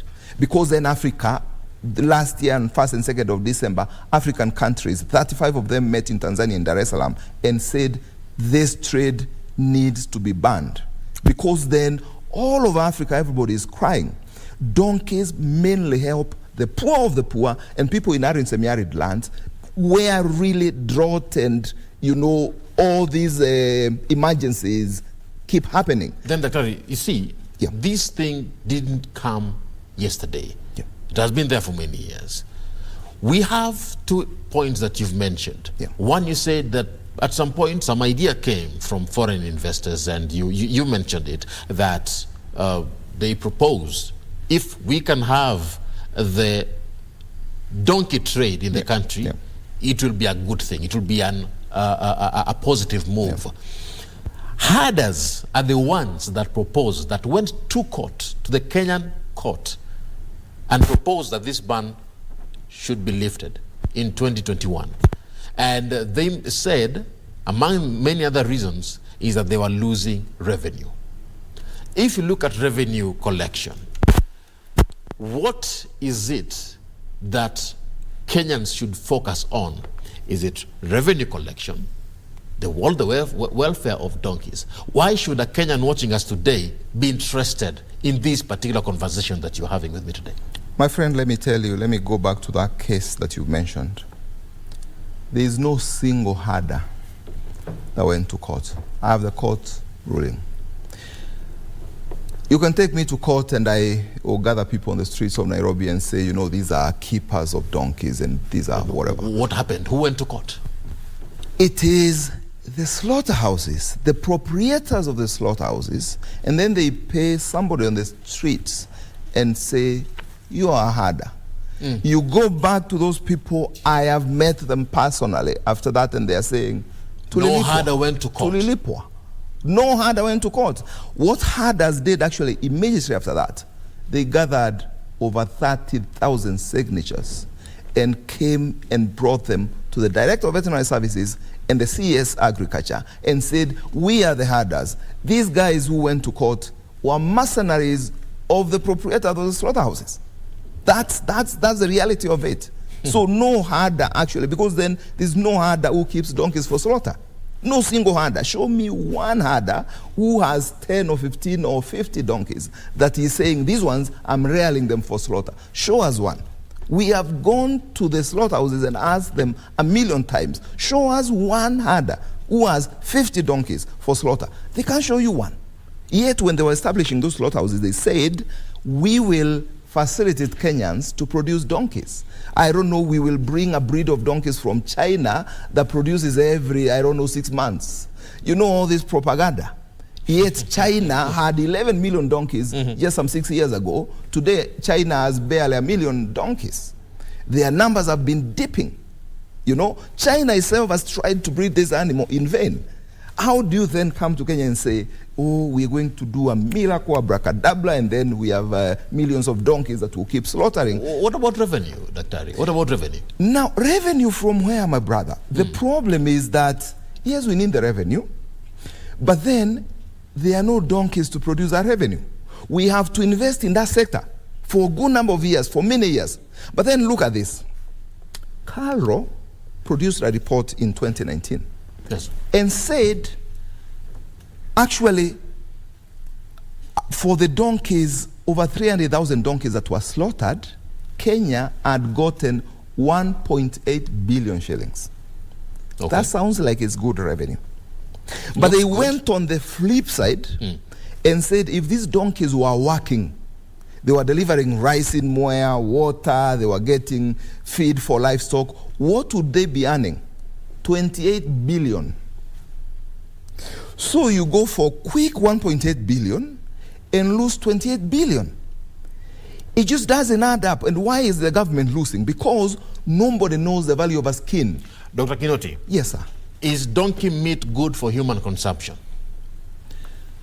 Donkey meat, according to researchers, will not injure you if you eat it.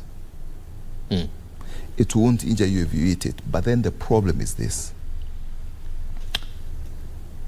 The way they are slaughtered, but then also that Kenya culturally, generally, we don't eat donkeys. Just like there are many Kenyans who don't eat pig, pork. You see?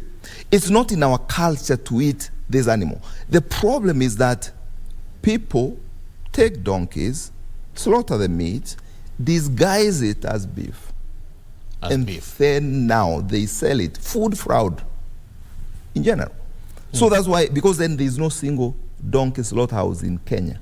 There's no single butchery in Kenya authorized to sell donkey meat. No single one.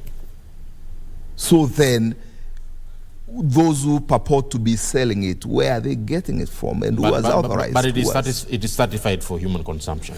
You can eat it. If we had enough of them and the culture is allowing, we can eat them. If we had enough of them, the culture is allowing, we can eat them. But it is, as I've said, it is an orphaned sector. No money has been put there since Kenya became independent. And so then how do we really begin to mine in a sector where we put nothing? We put a lot of money in livestock, in cattle, in sheep, in goats, in chicken, poultry, and all this. But then no single budget has gone to donkey production in Kenya. No, nothing. Go to government records. Big loophole, while 70% of Kenya, actually over 27 counties in Kenya, deeply depend on counties. Go to Mandela, go to Garissa, go to Marsabit, go to Turkana. All those counties, they depend on donkeys. Yet, nothing has been done in terms of developing the sector. There's one more important thing that I'd also like to mention here, and this is in regards to a particular event. Yes. All right. And for many Kenyans, and I'm sure you must have missed this. Are you aware that we have World Donkey Day? Did you know it's there? And actually, it was last week. On the 8th of May, every year, we celebrate the World Donkey Day. Is that so, Dr. Ari? That's true, Ram. And I want you to talk about this particular event. Yes. Yeah? Why is it important? Why is it celebrated? And do Kenyans know about its importance? Actually, thank you so much for mentioning that. Now, we have two events here. Yes. The World Donkey Day happens on 8th of May, which you have clearly stated. But then, for a good number of years, Kenyans have, the herders, the donkey owners, have put together actually their day, which is 17th of May, today. And so today, actually, in a good number of areas around the country, the herders are gathering, the people who are actually keeping donkeys are gathering to celebrate this animal. Why do these animal days come? They come to increase the profile of an animal. Everybody, when they want to say they are doing zero work, they say, I'm doing donkey work. I heard the MCAs earlier today say they do the donkey work. Yeah. Because the donkey works so hard, yet it is never recognized. Appreciated. It's never appreciated. Yeah. Actually, look at any disaster scene in northern Kenya. When there is too much drought, when you guys beam a TV, beam a camera in that village, you see a lady there, you see a kid, and you see a donkey. And the next to it, you see a skull of a cow. When cows and sheep and goats die, it is the donkeys that are left standing and moving with those households, bringing water, bringing even that relief food from that small little market. The Donkey Day that we are celebrating today and the 8th of May, we want to say, Kenyans, we need to recognize this animal. As you're moving around the road, and we even keep telling motorists, as you're moving around the road, please know there is a Kenyan there who is trying to eke out a living, who is crossing the road with his donkey, carrying probably water or carrying some bag of rice or whatever it is, trying to make out a living. Donkey carts need to be allowed in our roads. You go to a town like Naivasha and you see actually almost a third of the town is supplied water by donkeys. Hold on, Dr. Ari, hold on. Yes. Why would you propose that on our roads? Okay, which particular road, if I may ask? You know, roads are not just made for cars. Roads are made for pedestrians, roads are made for bicycles and everything, including donkey carts. All roads? We need to improve our roads to that level. Would you, Dr., would you put a donkey cart on a highway? We need to have a provision for that. Because go to a small town like Moya, and you see the whole of the economy of that town is actually run by donkeys.